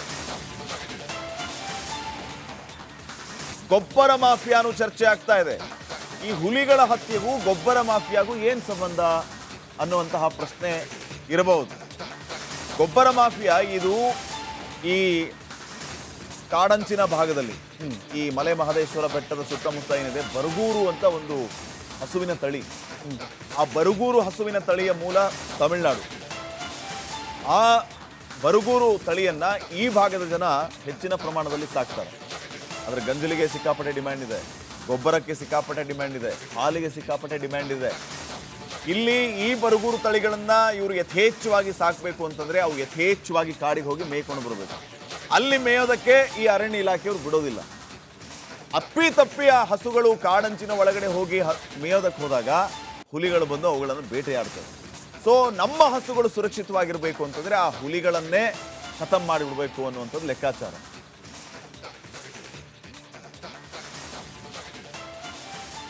ಒಂದು ಪ್ರತ್ಯಕ್ಷ ವರದಿ ಇದೆ, ನೋಡ್ಕೊಂಬರೋಣ. ನೋಡಿ, ಇದೇ ಬರಗೂರು ತಳಿಯ ಹಸುಗಳು ಇವೇನೆ ನೋಡಿ, ತಾವು ಗಮನಿಸ್ತಾ ಇದ್ದೀರಲ್ಲ, ಇವುಗಳ ಗೊಬ್ಬರಕ್ಕೆ ಕೇರಳ ಮತ್ತು ತಮಿಳುನಾಡಿನಲ್ಲಿ ಡಿಮ್ಯಾಂಡ್ ಇದೆ ಅನ್ನುವ ವಿಚಾರವೂ ಕೂಡ ಇದೆ. ಸದ್ಯಕ್ಕೆ ಈಗ ಮೊನ್ನೆ ಆದಂಥ ಘಟನೆ ಇತ್ತಲ್ಲ, ಆ ಘಟನೆಯ ನಂತರ ಇದೆಲ್ಲವೂ ಕೂಡ ಈಗ ತೆರೆದುಕೊಳ್ತಾ ಇರೋದು. ಸದ್ಯಕ್ಕೆ ಅಲ್ಲಿನ ಯಾರಿದ್ದಾರೆ ಅವ್ರನ್ನು ಕೂಡ ಮಾತಾಡಿಸುವಂಥ ಪ್ರಯತ್ನವನ್ನು ಕೂಡ ನಾನು ಮಾಡ್ತಾ ಹೋಗ್ತೀನಿ. ಈಗ ಇದ್ರ ಗೊಬ್ಬರಕ್ಕೆ ಡಿಮ್ಯಾಂಡ್ ಇದೆಯಾ ಸರ್? ಸರ್, ಡಿಮ್ಯಾಂಡ್ ಏನಿಲ್ಲ ಸರ್. ನಾವು ಜಮೀನು ಉಪಯೋಗಿಸ್ಕೊಳ್ತೀವಿ. ನಮಗೆ ಎಷ್ಟ ಆದಾಗ ನಮ್ಮ ಮಕ್ಕಳಿಗೆ ಏನಾದರೂ ಓದಿಸ್ಬೇಕು, ಏನಾದರೂ ಮಾಡಬೇಕಾದ್ರೆ ಅದು ಪಕ್ಕ ಜಮೀನವ್ರಿಗೆ ಟ್ರ್ಯಾಕ್ಟರ್ ಲೆಕ್ಕದಲ್ಲಿ ಕೊಟ್ಬಿಟ್ಟು. ಇದು ತಮಿಳುನಾಡು ಮೂಲದ ತಳಿ ಅಲ್ಲೋ ಸರ್? ಸರ್, ಆ ತಳಿ ಸರ್ ಅದು. ಆ ತಳಿ ನಮಗೆ ಆವಾಗಿಂದ ಈ ತಳಿ ಇದೆ ಸರ್. ಆ ಗೂಳೆತ್ತು ಅಂತ ಇದೆ ನೋಡಿ ಸರ್ ಒಂದು, ಅದರಿಂದ ಆ ತಳಿ ಅದು ಉಪಯೋಗ ಆಗುತ್ತೆ ಸರ್. ಅದು ಅದೇ ತಳಿ ಸರ್. ಇದು ನಮ್ಮ ಸ್ವಂತ ದನ. ನಾವು ಇವುಗಳನ್ನೆಲ್ಲ ಕಾಡಿಗೆಲ್ಲ ಓಡಿಸ್ಬಿಡ್ತೀವಿ ಸರ್, ಮೇಯ್ಕೊಂಡ್ ಬರ್ತವೆ. ಬರಗೂರು ಹಸು ಎಷ್ಟು ಹಾಲು ಕೊಡುತ್ತೆ ಸರ್? ಸರ್, ಒಂದು 200 ಗ್ರಾಮು, ಒಂದು 1/4 ಲೀಟ್ರ್ ಸರ್. ಒಂದೊಂದಷ್ಟು ಅಷ್ಟೇ ಸರ್ ಕೊಡೋದು. ಅಷ್ಟೇ. ಒಂದು 8 ಕರುಗಳಿದ್ದಾವೆ ಸರ್. 8 ಕರುಗಳಿಂದ ಒಂದು 2 ಲೀಟ್ರ್ ಹಾಲು ತಗೊಳ್ತೀವಿ, ಮನೆಗೆ ಬಳಸ್ಕೊಳ್ತೀವಿ ಅಷ್ಟೇ ಸರ್. ಮಾರಾಟ ಏನು ಮಾಡಲ್ಲ. ನೋಡಿ, ಇದು ಇಲ್ಲಿ ಆ ಹಸುಗಳನ್ನು ಸಾಕ್ತಾ ಇರುವಂಥ ಮಾಲೀಕರು ಹೇಳ್ತಾ ಇರುವಂಥ ಮಾತು. ಒಟ್ಟಾರೆ ನಮ್ಮ ಜೀವನಕ್ಕೆ ಆಧಾರವಾಗಿರೋದೇ ಹಸುಗಳು, ಅವುಗಳಿಂದಾಗಿ ನಾವು ನಮ್ಮ ಬದುಕನ್ನು ಸಾಗಿಸ್ತಾ ಇದ್ದೀವಿ ಅನ್ನೋದನ್ನು ಹೇಳ್ತಾ ಇದ್ದಾರೆ. ಕ್ಯಾಮ್ರಾ ಪರ್ಸನ್ ಕಾಂತರಾಜು ಜೊತೆಗೆ ನಾನು ರಂಜಿತ್ ಶುರಿಯಾರ್, ರಿಪಬ್ಲಿಕ್ ಕನ್ನಡದಿಂದ, ಚಾಮರಾಜನಗರದಲ್ಲಿ. ನೋಡಿ, ರಾಜಕೀಯದಲ್ಲಿ ಏನ್ ಬೇಕಾದ್ರೂ ಆಗ್ಬೋದು, ಯಾರ್ಯಾರ ಈ ಅಸಮಾಧಾನ ಶಮನ ಆಗ್ಬೋದು, ಏನ್ ಬೇಕಾದ್ರೂ ಆಗ್ಬೋದು. ಈಗ ಒಂದು ಪಕ್ಷ ಬಿಟ್ಟವರು ವಾಪಸ್ ಬರ್ಬೋದು, ಇಲ್ಲ ವಾಪಸ್ ಬಂದವರು ಮತ್ತೆ ಪಕ್ಷ ಬಿಟ್ಟು ಹೋಗ್ಬೋದು. ಈ ಪ್ರಶ್ನೆ ಎಲ್ಲ ಹುಟ್ಟೋ ಕಾರಣ ಅಂತ ಹೇಳಿದ್ರೆ ಈಶ್ವರಪ್ಪನವರ ವಿಚಾರ. ಈಶ್ವರಪ್ಪನವರು ಬಿಜೆಪಿ ಬಿಟ್ಟು ಈಗ ಸ್ವಂತ ಪಕ್ಷ ಮಾಡ್ಕೊಂಡು ಹೋದ್ರು, ಅದೆಲ್ಲ ಸಾಕಷ್ಟು ಚರ್ಚೆ ಆಯಿತು. ಈಗ ಮತ್ತೆ ಹಾಗಾದ್ರೆ ಈಶ್ವರಪ್ಪನವರು ಬಿಜೆಪಿಗೆ ಬರ್ತಾರಾ? ಪ್ರಶ್ನೆ ಮೂಡೋಕೆ ಕಾರಣ ಅಂತ ಹೇಳಿದ್ರೆ ಈಶ್ವರಪ್ಪ ಘರ್ವಾಪ್ಸಿಗೆ ಕುರುಬ ಮುಖಂಡರು ಒತ್ತಡ ಮಾಡ್ತಾ ಇದ್ದಾರೆ. ಮತ್ತೆ ಬಿಜೆಪಿಗೆ ಕರೆತರಲು ಕುರುಬ ಸಮುದಾಯ ಒತ್ತಡ ಇದ್ದು ಬೆಂಗಳೂರಿನ ಖಾಸಗಿ ಹೋಟೆಲ್ನಲ್ಲಿ ಮಹತ್ವದ ಸಭೆ ಕೂಡ ಕರೆಯಲಾಗಿದೆ. ಈ ಸಭೆಯಲ್ಲಿ ಬಿಜೆಪಿಯಲ್ಲಿ ಕುರುಬರಿಗೆ ಪ್ರಾತಿನಿಧ್ಯ ಬಗ್ಗೆ ಚರ್ಚೆ ಆಗ್ತಾ ಇದೆ. ಜೊತೆ ಕಾಂಗ್ರೆಸ್ನಲ್ಲಿ ಇದ್ದಾರೆ, ಸಿಎಂ ಇದ್ದಾರೆ, ಆದರೆ ಬಿಜೆಪಿಯಲ್ಲಿ ಯಾರಿದ್ದಾರೆ ಎನ್ನುವಂಥ ಪ್ರಶ್ನೆ. ನಮ್ಮ ಸಮುದಾಯಕ್ಕೂ ಒಂದು ಉನ್ನತವಾದಂಥ ಹುದ್ದೆ ಕೊಡಿ ಎನ್ನುವಂಥ ಪ್ರಶ್ನೆ ಶ್ರೀಪಾದ್ ಪಾಟೀಲ್ ಇಲ್ಲಿ ಬಹಳ ಪ್ರಮುಖವಾಗಿ ಕೇಳಿ ಬರ್ತಾ ಇರುವಂಥದ್ದು. ಒಂದು ಕಡೆಯಲ್ಲಿ ಮೊನ್ನೆ ನೋಡಿದ್ವಿ, ಇವರು ಈಶ್ವರಪ್ಪನವರು ಹಾಗೆ ಯಡಿಯೂರಪ್ಪನವರ ಮುನಿಸು ಎಷ್ಟು ಮಟ್ಟಿಗೆ ಗೊತ್ತಿಲ್ಲ, ಆದರೆ ಪ್ರೈವೇಟ್ ಬೇರೆ ಅಥವಾ ರಾಜಕೀಯ ಬೇರೆ. ಮೊನ್ನೆ ಮೊಮ್ಮಗನ ಮದುವೆಗೆ ಬಂದಂಥ ಸಂದರ್ಭದಲ್ಲಿ ಹೊಗಲ ಮೇಲೆ ಕೈ ಹಾಕೊಂಡು ಮಾತನಾಡಿದರು. ಸೊ ಇದೆಲ್ಲ ಮುಂದಿನ ಬೆಳವಣಿಗೆ. ಇನ್ನೊಂದು ಕಡೆಯಲ್ಲಿ ಅವರ ಸಮುದಾಯದವರು ಒಂದು ಕಡೆ ಈ ಥರ ಸಭೆ ಮಾಡಿ ಕಳಿಸ್ತಾರೆ ಅಂದ್ರೆ ಬಿಜೆಪಿ ಸೇರ್ಬಹುದಾ? ಏನ್ ಕತೆ? ಬಿಜೆಪಿಯಲ್ಲಿ ಜೋಡೆತ್ತುಗಳು ಅಂತ ಫೇಮಸ್ ಆದವರು ಯಡಿಯೂರಪ್ಪ ಮತ್ತೆ ಈಶ್ವರಪ್ಪ. ಮೊದಲಾದ ರಾಜಕೀಯ ಪರಿಸ್ಥಿತಿಯಲ್ಲಿ ಅವ್ರಿಗೆ ಈ ರೀತಿ ಪರಿಸ್ಥಿತಿ ಬಂತು, ಮಗನಿಗೆ ಟಿಕೆಟ್ ಸಿಗಲಿಲ್ಲ, ತಮಗೂ ಟಿಕೆಟ್ ತಪ್ಪಿತು ಅನ್ನುವಂತಹ ಒಂದು ಬೇಸರ ಈಶ್ವರಪ್ಪ ಅವ್ರನ್ನ ಕಾಡ್ತು. ಕೊನೆ ಹಂತದವರೆಗೂ ತನ್ನ ಮಗ ಕಾಂತೇಶ್ ಅವರಿಗೆ ಟಿಕೆಟ್ ಅನ್ನ ಕೊಡ್ತೀವಿ ಅಂತ ಇವರು ನಂಬ್ಕೊಂಡಿದ್ದಂಥ ನಾಯಕರು ಇವ್ರಿಗೆ ಭರವಸೆ ಕೊಟ್ಟಿದ್ರು. ಅದೇ ನಂಬಿಕೆಯಲ್ಲಿ ಈಶ್ವರಪ್ಪ ಅವರಿದ್ರು. ಆದರೆ ಯಾವಾಗ ಟಿಕೆಟ್ ಕೈ ತಪ್ಪಿತೋ ಅವರು ಬೇಸರಗೊಂಡಿದ್ರು. ಆಮೇಲೆ ಬದಲಾದ ರಾಜಕೀಯ ಪರಿಸ್ಥಿತಿಯಲ್ಲಿ ಅವರು ಬಿಜೆಪಿಯಿಂದ ಆಚೆ ಹೋದರು. ಬಿಜೆಪಿಯಿಂದ ಆಚೆ ಬಂದು ತಂದೆ ಮಗನ ವಿರುದ್ಧ ಮಾತಾಡಿದ್ದು ಕೂಡ ಇದೆ. ಈಗ ಮತ್ತೆ ಅವರು ಬಿಜೆಪಿಗೆ ಬರಬೇಕು ಅನ್ನುವಂಥದ್ದು ಈಶ್ವರಪ್ಪ ಅವರ ಸಮುದಾಯದ ಒತ್ತಾಸೆಯಾಗಿದೆ. ಆದರೆ ಈಗ ಬಿಜೆಪಿ ಒಪ್ಪುತ್ತಾ? ಆ ರೀತಿಯ ಪ್ರಯತ್ನಗಳು ನಡೀತಾ ಇದೆ ಅನ್ನೋಂಥ ಪ್ರಶ್ನೆ ಇದೆ. ನಮ್ಮ ಪ್ರತಿನಿಧಿ ಚಂದ್ರಶೇಖರ್ ಅವ್ರನ್ನೇ ಕೇಳೋಣ ಈ ಬಗ್ಗೆ. ಎಸ್ ಚಂದ್ರಶೇಖರ್, ಈಶ್ವರಪ್ಪ ಅವರು ಬರೋದಕ್ಕೆ ರೆಡಿ ಇದ್ದಾರಾ? ಅಥವಾ ಅವರನ್ನ ವಾಪಸ್ ಕರ್ಕೊಳ್ಳೋದಕ್ಕೆ ಬಿಜೆಪಿ ನಾಯಕರು ರೆಡಿ ಇದ್ದಾರಾ? ಇಬ್ಬರ ಮಧ್ಯೆ ಕುರುಬ ಸಮುದಾಯದ ಮುಖಂಡರ ಈ ರೀತಿಯ ಒಂದು ಪ್ರಯತ್ನವಾಯಿತು.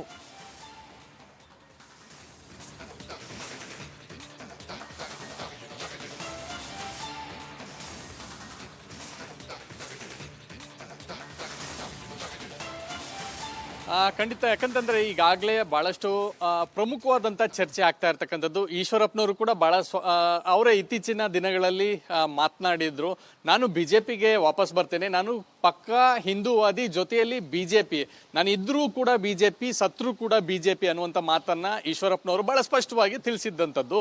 ಸೊ ಹೀಗಾಗಿ ಇದೆಲ್ಲವನ್ನು ನೋಡೋದಾದ್ರೆ ಈಶ್ವರಪ್ಪನವರು ಬಿಜೆಪಿಗೆ ಬರೋದಕ್ಕೆ ತುದಿಗಾಲಲ್ಲಿದ್ದಾರೆ. ಆದ್ರೆ ಅವ್ರು ಮಾಡಿರ್ತಕ್ಕಂಥ ಪ್ರಮಾದ ಏನಿದೆ ಅದು ಹೈಕಮಾಂಡ್ ದೃಷ್ಟಿಯಲ್ಲಿ ಬಹಳ ದೊಡ್ಡ ಮಟ್ಟದಲ್ಲಿ ವಿಲನ್ ಆಗೋ ರೀತಿಯಲ್ಲಿ ಮಾಡಿರ್ತಕ್ಕಂಥದ್ದು. ಯಾಕಂತಂದ್ರೆ ಲೋಕಸಭಾ ಚುನಾವಣೆ ಸಂದರ್ಭದಲ್ಲಿ ಶಿವಮೊಗ್ಗದಲ್ಲಿ ರೆಬಲ್ ಆಗಿ ಚುನಾವಣೆಗೆ ಸ್ಪರ್ಧೆಯನ್ನು ಮಾಡ್ತಾರೆ.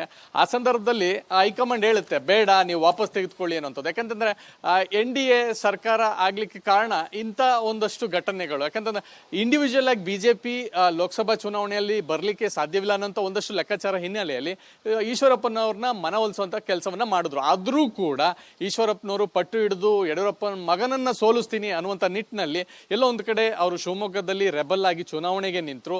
ಇದು ಹೈಕಮಾಂಡ್ ಗಮನಕ್ಕೂ ಕೂಡ ಹೋಯ್ತು. ಇದೆಲ್ಲವೂ ಕೂಡ ಈಶ್ವರಪ್ಪ ಅವರು ವಿಲನ್ ಆಗ್ಲಿಕ್ಕೆ ಕಾರಣವಾಯ್ತು. ಸೊ ಹೀಗಾಗಿ ಈಗ ಈಶ್ವರಪ್ಪನವ್ರನ್ನ ರಾಜ್ಯದ ನಾಯಕರು ಕರ್ಕೊಂಡ್ ಬರ್ತೀವಿ ಅಂದ್ರು, ಕೇಂದ್ರದ ನಾಯಕರು ಒಪ್ಲಿಕ್ಕೆ ಸುತಾರಾಮ್ ಇಷ್ಟ ಇಲ್ಲ. ಹಾಗಾಗಿ ಇದು ಒಂದು ರೀತಿಯಾದಂಥ ಗಂಭೀರ ಪರಿಣಾಮವಾಗಿ ಬೀರುತ್ತೆ. ಆದರೆ ನಿನ್ನೆ ನಡೆದಂಥ ಕುರುಬ ಸಮುದಾಯದ ಸಭೆ ಏನಿತ್ತು, ಆ ಸಭೆಯಲ್ಲಿ ಅನೇಕ ಕುರುಬ ಸಮುದಾಯದ ನಾಯಕರು ಈಶ್ವರಪ್ಪನವ್ರನ್ನ ವಾಪಸ್ ಕರೆತನ್ನಿ ಅನ್ನುವಂಥ ಒಂದಷ್ಟು ಪಟ್ಟನ್ನು ಹಿಡಿದಿರ್ತಕ್ಕಂಥದ್ದು. ಆದರೆ ಈ ಬಗ್ಗೆ ಬಹಳಷ್ಟು ಚರ್ಚೆ ಆಗಿಲ್ಲ. ಕೆಲವೊಬ್ರು ಒಂದು ರೀತಿಯಾದಂಥ ಒತ್ತಡವನ್ನು ಹಾಕಿದ್ದಾರೆ. ಆದರೆ ಈ ಈಶ್ವರಪ್ಪನವ್ರನ್ನ ವಾಪಸ್ಸು ಬಿಜೆಪಿಗೆ ಕರೆತರುವಂಥ ವಿಚಾರ ಏನಿದೆ ಅದು ಹೈಕಮಾಂಡ್ ಕೈಯಲ್ಲಿದೆ.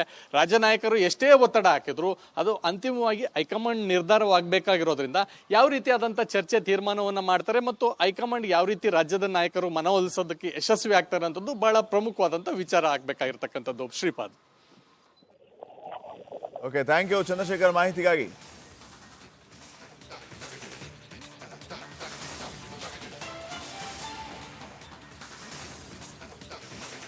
ಬಿಜೆಪಿ ಶಾಸಕರಾಗಿರುವಂತಹ ದೊಡ್ಡನಗೌಡರು ನಮ್ಮ ಜೊತೆ ಫೋನ್ ಸಂಪರ್ಕಕ್ಕೆ ಸಿಕ್ಕಿದ್ದಾರೆ. ಗೌಡ್ರೆ ನಮಸ್ಕಾರ. ನಮಸ್ಕಾರ. ನಮಸ್ಕಾರ. ಈಶ್ವರಪ್ಪ ಅವ್ರನ್ನ ವಾಪಸ್ ಕರ್ಕೋತೀರಿ ಪಾರ್ಟಿಗೆ? ಇಲ್ಲ ಸರ್, ಅದೇ ಚರ್ಚೆ ನಡೆದಿದೆ. ಅದು ಸಿದ್ಧಾಂತ ಪಾರ್ಟಿ ಅಂತ ಸರ್. ನಿನ್ನೆ ಸೇರಿರ್ತಕ್ಕಂಥದ್ದು ಸಮುದಾಯದ ಎಲ್ಲ ಜನರು ಒಂದ್ ಕಡೆ ಗುರುತಿಸ್ಕೊಳ್ಬೇಕು. ನಮ್ಮ ಶಕ್ತಿ ವೃದ್ಧಿ ಮಾಡ್ಕೊಳ್ಳೋ ಜೊತೆಗೆ ಪಕ್ಷದ ವೃದ್ಧಿಯನ್ನ ಜಾಸ್ತಿ ಮಾಡ್ಬೇಕು. ನಾವು ಶಕ್ತಿಯನ್ನ ನಾವು ಕೂಡ ಅದರಲ್ಲಿ ಇರ್ತಕ್ಕಂಥವ್ರು ಅಂತಕ್ಕಂತ ಇದು ಮಾಡ್ಬೇಕಂತ ಬಸವರಾಜ ಬೈರೇತಿಯವರು, ನಾನು, ಶರಣು ತಳಿಕೇರಿ ಮತ್ತು ಯಾವ ರೀತಿ ರೆಸ್ಪಾನ್ಸ್ ಬಂತು ಗೌಡ್ರೆ? ಈ ರೀತಿಯ ಒಂದು ವಿಚಾರವನ್ನ ಪ್ರಸ್ತಾಪಿಸಿದಾಗ ರೆಸ್ಪಾನ್ಸ್ ಯಾವ ರೀತಿ ಬಂತು? ಇಲ್ಲ ಚರ್ಚೆ ಏನು ಮಾಡಿರ್ತ ಮಾತಾಡಿಲ್ಲ ಸರ್. ನಾವು ಅದನ್ನು ಸೇರ್ಪಡೆದು ನಮ್ಗೆ ಬಂದಿಲ್ಲ. ಓಕೆ. ಸಮುದಾಯದ ಎಲ್ಲ ಹಂತಗಳಲ್ಲಿ ಕೂಡ ನಮ್ಮನ್ನು ನಾವು ಜೋಡಿಸ್ಕೊಳ್ಬೇಕು, ಪಕ್ಷದ ಜೊತೆ ಹೋಗ್ಬೇಕು ಅನ್ನೋ ವಿಚಾರ ಚರ್ಚೆ ಮಾಡಿದ್ವಿ. ಅದೇ ಈ ರೀತಿ ಚರ್ಚೆ ಮಾಡಿದಾಗ ಯಾವ ರೀತಿ ರೆಸ್ಪಾನ್ಸ್ ಬಂತು ಅಂತ? ಒಳ್ಳೆ ರೆಸ್ಪಾನ್ಸ್ ಇದೆ ಸರ್, ಉತ್ತಮವಾದ ರೆಸ್ಪಾನ್ಸ್ ಇದೆ. ಇಲ್ಲಿವರೆಗೂ ಕೂಡ ಒಂದ್ ಕಡೆ ಕಲಿಯಕ್ ಆಗಿರ್ಲಿಲ್ಲ ನಾವು. ಅದಕ್ಕೆ ನೀವೆಲ್ಲ ಸೇರ್ರಿ, ಒಂದ್ ಕಡೆ ಎಲ್ಲ ಕಡೆ ಸೇರಿ ಮಾತಾಡೋದು. ಬರೀ ಫೋನ್ ಮುಖಾಂತರ ಮಾತನಾಡಿದಕ್ಕೆ ಸುಮಾರು ನಿನ್ನ 600-700 ಜನ ಮೇಲೆ ಸೇರಿತ್ತು. ಮತ್ತು ಸಂಘಟನೆ ಎಲ್ಲಾ ಕಡೆ ಹೋಗ್ಬೇಕು ಅಂತೇಳಿ ಪಕ್ಷದ ಬಯಕೆನೂ ಕೂಡ ಇದೆ. ನಮ್ಮ OBC ಒಳಗೆ ದೊಡ್ಡ ಸಮುದಾಯ ಇರೋದ್ರಿಂದ ನೀವು ಜೋಡಣೆ ಮಾಡ್ಕೊಳ್ಳಿ ಅಂತಕ್ಕಂಥದ್ದು. ಹಾಗಾಗಿ ಆ ನಿಟ್ಟಿನೊಳಗೆ ನಮ್ ಕೆಲಸ ಸಾಗ್ತಾ ಇತ್ತು ಸರ್. ದೊಡ್ಡನಗೌಡ್ರೆ, ಈಗ ಈಶ್ವರಪ್ಪ ಅವ್ರನ್ನ ವಾಪಸ್ ಪಾರ್ಟಿಗೆ ಕರೆ ತರೋದಕ್ಕೆ ನೀವೆಲ್ಲ ಸಮುದಾಯದವ್ರು ಸೇರಿ ಪಾರ್ಟಿಯ ಒಳಗಡೆ ಇಷ್ಟು ಪ್ರಯತ್ನ ಮಾಡ್ತಾ ಇದ್ದೀರಿ ಅಥವಾ ಚರ್ಚೆಗಳನ್ನು ಮಾಡ್ತಾ ಇದ್ದೀರಿ ಅಂತಂದ್ರೆ ನಿಮ್ಮ ಮುಂದಿನ ನಡೆ ಏನಾಗಿರುತ್ತೆ? ನೀವು ಯಾರ ಗಮನಕ್ಕೆ ತಗೊಂಡ್ಬರ್ತೀರಿ? ಈಶ್ವರಪ್ಪ ಅವ್ರನ್ನ ವಾಪಸ್ ಕರ್ಕೊಂಡ್ ಬರಕ್ಕೆ ವಿಜೇಂದ್ರ ಅವ್ರ ಗಮನಕ್ಕ, ಯಡಿಯೂರಪ್ಪ ಅವ್ರ ಗಮನಕ್ಕ, ಅಥವಾ ಡೈರೆಕ್ಟ್ ಹೈಕಮಾಂಡ್ ಗಮನಕ್ಕ? ಸರ್ ಚರ್ಚೆ ಅಲ್ಲ ಇದು, ನಮ್ದು ಅದ್ರ ಆಳಪಾಡಿಗೆ ಚರ್ಚೆ ಆಗಿಲ್ಲ. ದಯವಿಟ್ಟು ಏನ್ರಿ? ಆಯ್ತು ಸರ್, ಆಯ್ತು. ನಾವು ಒಂದ್ ಕಡೆ ಸೇರ್ಬೇಕು ಅಂತಕ್ಕಂಥ ವಿಚಾರವಾಗಿ ಸೇರಿತ್ತು ನಿನ್ನೆ. ಆಯ್ತು. ಈಗ ನಾನು ಕೇಳ್ತಿರೋದು ಏನಂತಂದ್ರೆ, ಈಗ ನಿಮ್ದು ಈ ರೀತಿಯ ಪ್ರಯತ್ನವಾಗಿದ್ರೆ ಇದನ್ನ ಮೊದಲು ಯಾರ ಗಮನಕ್ಕೆ ತಗೊಂಡ್ಬರ್ತೀರಿ? ವಿಜೇಂದ್ರನ, ಯಡಿಯೂರಪ್ಪನ, ಅಥವಾ ಈಶ್ವರಪ್ಪ ಅವ್ರನ್ನ ವಾಪಸ್ ಕರ್ಕೊಂಡ್ ಬರೋದು? ಅದ್ರ ಬಗ್ಗೆ ಅದೇ ಏನಿಲ್ಲ ಸರ್, ನೀನ್ ಅದ್ರ ಬಗ್ಗೆ ನಮ್ ಚರ್ಚೆ ಆಗಿಲ್ಲ ಅಂತ ಹೇಳಿ. ಚರ್ಚೆ ಆಗೇ ಇಲ್ಲ? ಇಲ್ಲ, ಅದ್ರ ಬಗ್ಗೆ ನಮ್ ಚರ್ಚೆ ಆಗಿಲ್ಲ ಸರ್. ಪಾರ್ಟಿ ಒಂದ್ ಕಡೆ ಸೇರ್ಬೇಕು, ಎಲ್ಲರೂ ಕೂಡ ನಾವು ಕೂತ್ಕೊಂಡು ಚರ್ಚೆ ಮಾಡಿ ಪಾರ್ಟಿಯವ್ರಿಗೆ ಮುಂದೆ ಯಾವ ರೀತಿ ನಾವು ಪಕ್ಷದಿಂದ ಕೆಲವೊಂದು ರೀತಿ ಅವ್ರನ್ನ ಅಂದ್ರೆ ಸಮುದಾಯದವರು ಒಟ್ಟಾಗಿರೋಣ ಅನ್ನುವಂಥ ಸಂದೇಶ ಕೊಡೋದಕ್ಕೆ ಒಂದು ರೀತಿಯ ಪ್ರಯತ್ನ ಅಲ್ವಾ ದೊಡ್ಡನಗೌಡ್ರೆ? ಸರ್ ಹೇಳಿ ಸರ್. Fine, thank you.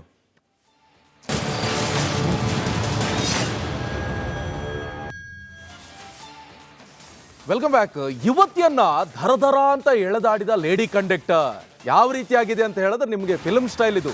ನಾನಿನ್ನ ಬಿಡಲಾರೆ ಆ ಸ್ಟೈಲ್ನಲ್ಲಿ ನಿರ್ವಾಹಕಿ ಹೈ ಡ್ರಾಮಾ. ಬೆಂಗಳೂರಿನಲ್ಲಿ ಕಳೆದ 2 ದಿನಗಳ ಹಿಂದೆ ನಡೆದಿರುವಂಥ ಘಟನೆ ಇದು. ಬಸ್ನಿಂದ ಇಳಿದ ಯುವತಿಯನ್ನ ಎಳೆದಾಡಿದ್ದಾಳೆ ಲೇಡಿ. ಯುವತಿಯ ಕೈ ಹಿಡಿದು ಬಸ್ ಹತ್ತುವಂತೆ ಆವಾಜ್. ಲೇಡಿ ಕಂಡಕ್ಟರ್ ಗಲಾಟೆ ದೃಶ್ಯ CCTVಯಲ್ಲಿ ಸೆರೆಯಾಗಿದೆ. ನೋಡಿ, ಆ ದೃಶ್ಯವನ್ನು ನಾವು ನಿಮಗೆ ತೋರಿಸ್ತಾ ಇದ್ವಿ. ಯಾವುದೇ ಕಾರಣಕ್ಕೂ ನಾನಿನ್ನ ಬಿಡಲಾರೆ ಅಂತ. ಮೋಸ್ಟ್ಲಿ ಏನೋ ಗಲಾಟೆ ಆಗಿದೆ ಅನ್ಸುತ್ತೆ, ಜಡೆ ಜಗಳ. ನೀನು ಒಳಗಡೆ ಬಾ, ನಾನು ಹೊರಗಡೆ ಇರ್ತೀನಿ. ಈ ಹೊರಗಡೆ ಇದ್ದವರು ಆ ಗಡಿ ದಾಟಿ ನಾನು ಆಚೆಗೆ ಹೋಗಲ್ಲ. ಅಂದರೆ ಸಾಧು ಕೋಕಿಲ್ ಫಿಲ್ಮ್ ನೋಡಿರ್ಬೋದು ನೀವು. ಆ ಗೆರೆ ದಾಟಿ ನಾನೂ ಬರಲ್ಲ, ನೀನೂ ಬರಲ್ಲ. ಬಸ್ ಕಂಡಕ್ಟರ್ ಏನಾಗಿದೆ ಅಂತ ಹೇಳಿದ್ರೆ ಬಸ್ ಒಳಗಡೆಯಿಂದನೇ ಕರೀತಾರೆ. ಯಾಕಂತ ಹೇಳಿದ್ರೆ ಆ ಲೇಡಿ ಇನ್ ಕೇಸ್ ಏನಾದರೂ ಬಸ್ ಒಳಗೆ ಹೊಡೆದಾಡ್ಕೊಂಡ್ರೆ ಕಾನೂನು ಪ್ರಕಾರ ತಪ್ಪಾಗತ್ತೆ. ಅಂದರೆ ಡ್ಯೂಟಿಯಲ್ಲಿ ಇರೋ ಟೈಮಲ್ಲಿ ಹೊಡೆದು ಬಿಟ್ರು ಅಂತ. ಕೆಳಗಡೆ ಬಂದು ಲೇಡಿ ಕಂಡಕ್ಟರ್ ಈ ಪ್ರಯಾಣಿಕೆಗೆ ಹೊಡೆದು ಬಿಟ್ರೆ ಏನಾಗುತ್ತೆ ಅಂತ ಹೇಳಿದ್ರೆ, ಓ ಅವ್ರು ಬಂದು ಇಲ್ಲಿ ಹೊಡೆದಿದ್ದು, ಕೇಸ್ ಏನಾದರೂ ಎಡವಟ್ಟಾಗತ್ತಂತ. ನೋಡಿ ಯಾವ ರೀತಿಯಾಗಿ ಎಳೆದಾಡ್ಕೊಳ್ತಿದ್ದಾರಂತ. ಅಂದ್ರೆ ಬಸ್ ಒಳಗೆ ಹಾಕೊಂಡು ಸರಿಯಾಗಿ ಎಷ್ಟು ಗುಮ್ ಬಿಡೋಣ ಅಂತ ಕಂಡಕ್ಟರ್ದೊಂದು ತ್ರಾಸು. ಈಚೆ ಕಡೆ ಇವ್ರು ಬಿಡಲ್ಲ. ಮ್ಯಾನ್ ಹ್ಯಾಂಡ್ಲಿಂಗ್ ಎಲ್ಲಿ ಮಾಡಿದ್ರು ತಪ್ಪೇ. ಬಸ್ ಒಳಗಾದ್ರು ಮಾಡಲಿ, ಹೊರಗಾದ್ರು ಮಾಡಲಿ. ಅಂದರೆ ಡ್ಯೂಟಿ ಲೆಕ್ಕದಲ್ಲಿ ನಾವು ಆ ಥರ ಮಾಡ್ತೀವಿ ಅಂತ ಅದೊಂದು ಇರುತ್ತೆ. ಅಂದರೆ ಫಾರ್ ಎಕ್ಸಾಂಪಲ್ ನಾನು ಯಾಕೆ ಹೇಳಿದೆ ಅಂತ ಹೇಳಿದ್ರೆ, ಡ್ರೈವರ್ ಸೀಟಲ್ಲಿ ಕೂತಿರುವಂಥ ವ್ಯಕ್ತಿನ ಎಳೆದು ಕೆಳಗಡೆ ಬಂದು ಹೊಡೆದ್ರೆ ಅದು ದೊಡ್ಡ ಅಫೆನ್ಸ್ ಆಗುತ್ತೆ. ಶ್ರೀಪಾದ್ ಪಾಟೀಲ್ರೆ,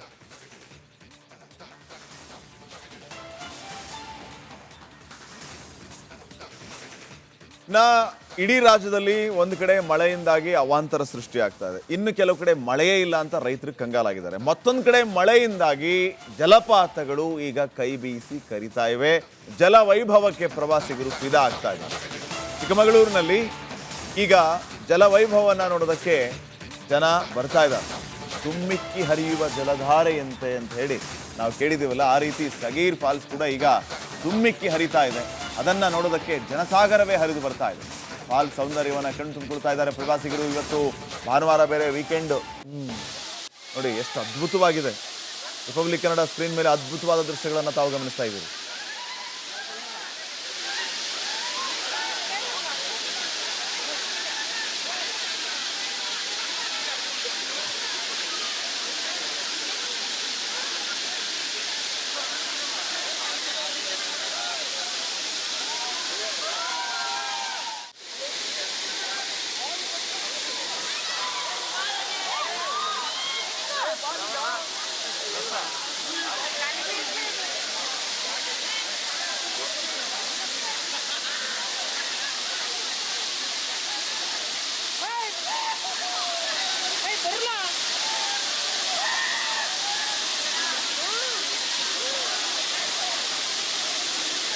ಭೂಲೋಕದ ಸ್ವರ್ಗ ಅಂತ ಕರೆಸಿಕೊಳ್ಳುವಂಥ ಕಾಫಿನಾಡಿಲ್ಲಿ ವರುಣ ಅಬ್ಬರಿಸಿದ ನಂತರ ಒಂದಲ್ಲ ಒಂದು ಪ್ರವಾಸಿಗರನ್ನ ಕೈ ಬೀಳಿಸುವ ಕರೆಯುವಂಥ ಜಲಪಾತಗಳು ಕೂಡ ಸೃಷ್ಟಿಯಾಗುತ್ತೆ. ಅದರಲ್ಲಿ ಪ್ರಮುಖವಾಗಿ ಚಿಕ್ಕಮಗಳೂರಿನ ಸಗೀರ್ ಫಾಲ್ಸ್, ನಾನೇನೀಗ ದೃಶ್ಯಗಳಲ್ಲಿ ತೋರಿಸ್ತೀನಿ. ಇದು ಪ್ರಮುಖ ಜಲಪಾತ ಕೂಡ ಒಂದು. ಇದು ಚಂದ್ರದ್ರೋಣ ಪರ್ವತ ಸಾಲಿನಲ್ಲಿ IDP ಕ್ಕೆ ತೆರಳುತ್ತೀವಿ ಆ ರಸ್ತೆಯಿಂದ ಸುಮಾರು 3 ಕಿಲೋಮೀಟರ್ ಒಳಭಾಗಕ್ಕೆ ಬಂದರೆ ಈ ಒಂದು ಜಲಪಾತ ಸಿಗುತ್ತೆ. ಸುಮಾರು 200 ಅಡಿ ಎತ್ತರದಿಂದ ಜಿಗಿದು ಅದು ಒಂದು ಹರಿಯುವಂಥ ಜಲಪಾತ ಇದು. ವರ್ಷಂಪೂರ್ತಿ ಇದು ಏನು ನೀರಿನ ಹರಿವು ಕೂಡ ಇರುತ್ತೆ. ಅದರಲ್ಲೂ ಮಳೆಗಾಲ ಪ್ರಾರಂಭ ಆದ ಮೇಲೆ ನೀರಿನ ಹರಿವು ಕೂಡ ಹೆಚ್ಚಳ ಆಗುತ್ತೆ. ಅಂದರೆ ಹಾಲ್ನೊರೆಯಂತೆ ಮೇಲಿಂದ ಜಿಗಿದು ಒಂದು ಬಂಡೆಯಿಂದ ಮತ್ತೊಂದು ಬಂಡೆಗೆ ಬಿದ್ದು ಅದರಿಂದ ಮತ್ತೆ ನೇರವಾಗಿ ಕೆಳಗೆ ಬೀಳುವಂಥದ್ದು. ಈ ದೃಶ್ಯವನ್ನು ಸವಿಲಿಕ್ಕೆ ರಾಜ್ಯ ಅಲ್ಲದೆ ಹೊರ ರಾಜ್ಯದಲ್ಲೂ ಕೂಡ ಪ್ರವಾಸಿಗರು ಕೂಡ ಆಗಮಿಸ್ತಾರೆ. ಬಂದಂಥ ಪ್ರವಾಸಿಗರು ಸಾಕಷ್ಟು ಇಲ್ಲಿ ಖುಷಿಯನ್ನು ಪಡ್ತಾರೆ. ಅಂದರೆ ಮೇಲ್ಭಾಗದಲ್ಲ ಬೀಳುವಂಥ ನೀರನ್ನು ಅಲ್ಲಿ ಒಂದು ಮಿಂದು ಮತ್ತು ಅಲ್ಲಿ ಆಟ ಆಡಿ ಸಾಕಷ್ಟು ಖುಷಿ ಪಡುವಂಥದ್ದು. ವರ್ಷಂಪೂರ್ತಿ ಇಲ್ಲಿ ಪ್ರವಾಸಿಗರ ದಂಡೆ ಹರಿದು ಬರುತ್ತೆ. ಆದರೆ ವಾರಾಂತ್ಯದಲ್ಲಿ ಅಂದರೆ ಶನಿವಾರ ಭಾನುವಾರ ಅಂತೂ ಸಾವಿರಾರು ಸಂಖ್ಯೆಯಲ್ಲಿ ಬಂದು ಇಲ್ಲಿನ ಜಲವೈಭವವನ್ನು ನೋಡಿ ಆನಂದಿಸ್ತಾರೆ. ಅದರಲ್ಲೂ ಕೂಡ ಮಳೆಗಾಲದಲ್ಲಿ ಬಂದು ಪ್ರವಾಸಿಗರು ಇದನ್ನು ನೋಡಲಿಕ್ಕೆ ಸಾಕಷ್ಟು ಕಾತುರ ಕೂಡ ಇರುತ್ತೆ. ಅದರಂತೆ ಈಗಲೂ ಪ್ರವಾಸಿಗರ ದಂಡೆ ಇದೆ. ನಾವೀಗ ದೃಶ್ಯಗಳು ನೋಡ್ಬೋದು. ಇಲ್ಲಿಂದ ಹರಿದಂಥ ನೀರು ನೇರವಾಗಿ ಇದು ಹಿರೇಕೊಳಲೆ ಕೆರೆಗೆ ಸೇರುತ್ತೆ ಅನ್ನುವಂಥ ಕೂಡ ಮಾತಿದೆ. ಇಲ್ಲಿನ ಜಲವೈಭವ ಹೇಗಿದೆ ಅನ್ನೋದ್ರ ಬಗ್ಗೆ ಮಾತಾಡಲಿಕ್ಕೆ ನಮ್ಮ ಜೊತೆಗೆ ಪ್ರವಾಸಿಗರು ಕೂಡ ಇದ್ದಾರೆ. ಮೇಡಮ್, ಹೇಗಿದೆ ಇಲ್ಲಿನ ಒಂದು ಸೌಂದರ್ಯ? ಭಾಳ ಚೆನ್ನಾಗಿದೆ ಸರ್. ನಾವು ಹಗರಿಬೊಮ್ಮನಹಳ್ಳಿಯಿಂದ ಬಂದಿದ್ದೀವಿ, ವಿಜಯನಗರ ಡಿಸ್ಟಿಕ್ಕಿಂದ. 4-5 ಪ್ಲೇಸ್ ನೋಡೋಕ್ಕಿಂತ ಒಂದು ಪ್ಲೇಸ್ ನೋಡಿದರೆ ಬೆಟರ್ ದೆನ್ ಅಂತಾರಲ್ವಾ, ಚೆನ್ನಾಗಿದೆ ಸರ್, ಭಾಳ ಚೆನ್ನಾಗಿದೆ ಸರ್, ಎಲ್ಲ ಸೂಪರ್ ಆಗಿದೆ ಸರ್. ಸರ್, ಇಲ್ಲಿ ಏನು ಜಲಪಾತ ನೋಡಿದ್ರಿ, ಹೇಗೆ ಅನ್ನಿಸ್ತು? ತುಂಬ ಚೆನ್ನಾಗಿದೆ. ನಾವು ಟ್ರಿಪ್ ಪ್ಲಾನಿಂಗ್ ಮಾಡ್ಕೊಂಡು ಇಲ್ಲಿಗೆ ಬರ್ಬೇಕಂತ ಬಂದ್ವಿ. ಭಾಳ ಚೆನ್ನಾಗೈತೆ ಅಂತಲೇ ಗೊತ್ತಾಯ್ತು. ವೀಕೆಂಡ್ ಟೈಮಲ್ಲಿ ಭಾಳ ನೋಡೋಕೆ ಅಂತಕ್ಕೂ ಜನ ಸಾಗರ ಇರುತ್ತೆ, ಚೆನ್ನಾಗಿರುತ್ತೆ ನೋಡೋಕ್ಕೆ. ಚೇತನ್ ಪದ್ಮಶಾಲಿ, ರಿಪಬ್ಲಿಕ್ ಕನ್ನಡ, ಚಿಕ್ಕಮಗಳೂರು. ನೋಡಿ, ಅದ್ಭುತ ದೃಶ್ಯ ವೈಭವವನ್ನು ತಾವು ಗಮನಿಸ್ತಾ ಇದ್ದೀರಿ. ಮಳೆಯಿಂದಾಗಿ ಜಲಪಾತಗಳು ಈ ರೀತಿ ಕೈಬೀಸಿ ಕರೀತಾ ಇದೆ. ಪ್ರವಾಸಿಗರು ಈ ಪ್ರವಾಸದ ಜೊತೆಗೆ ಜಾಗೃತರಾಗಿ ಕೂಡ ಇರಿ ಅಂತ ನಾವು ಮನವಿಯನ್ನು ಮಾಡ್ಕೊಡ್ತಾ ಇದ್ದೀವಿ. ಇದಾಗಿತ್ತು ಇವತ್ತಿನ ಬಿಗ್ ಮಾರ್ನಿಂಗ್. ನೋಡ್ತಾ ಇರಿ ರಿಪಬ್ಲಿಕ್ ಕನ್ನಡ, ಇದು ನಿಮ್ಮ ಧ್ವನಿ. ಇದರ ಕೆಂಪು ಬಣ್ಣ ಅದ್ಭುತ, ಖಾರ ಕಡಿಮೆ ಆದರೂ ರುಚಿಕರ. MDH ಕಾಶ್ಮೀರಿ.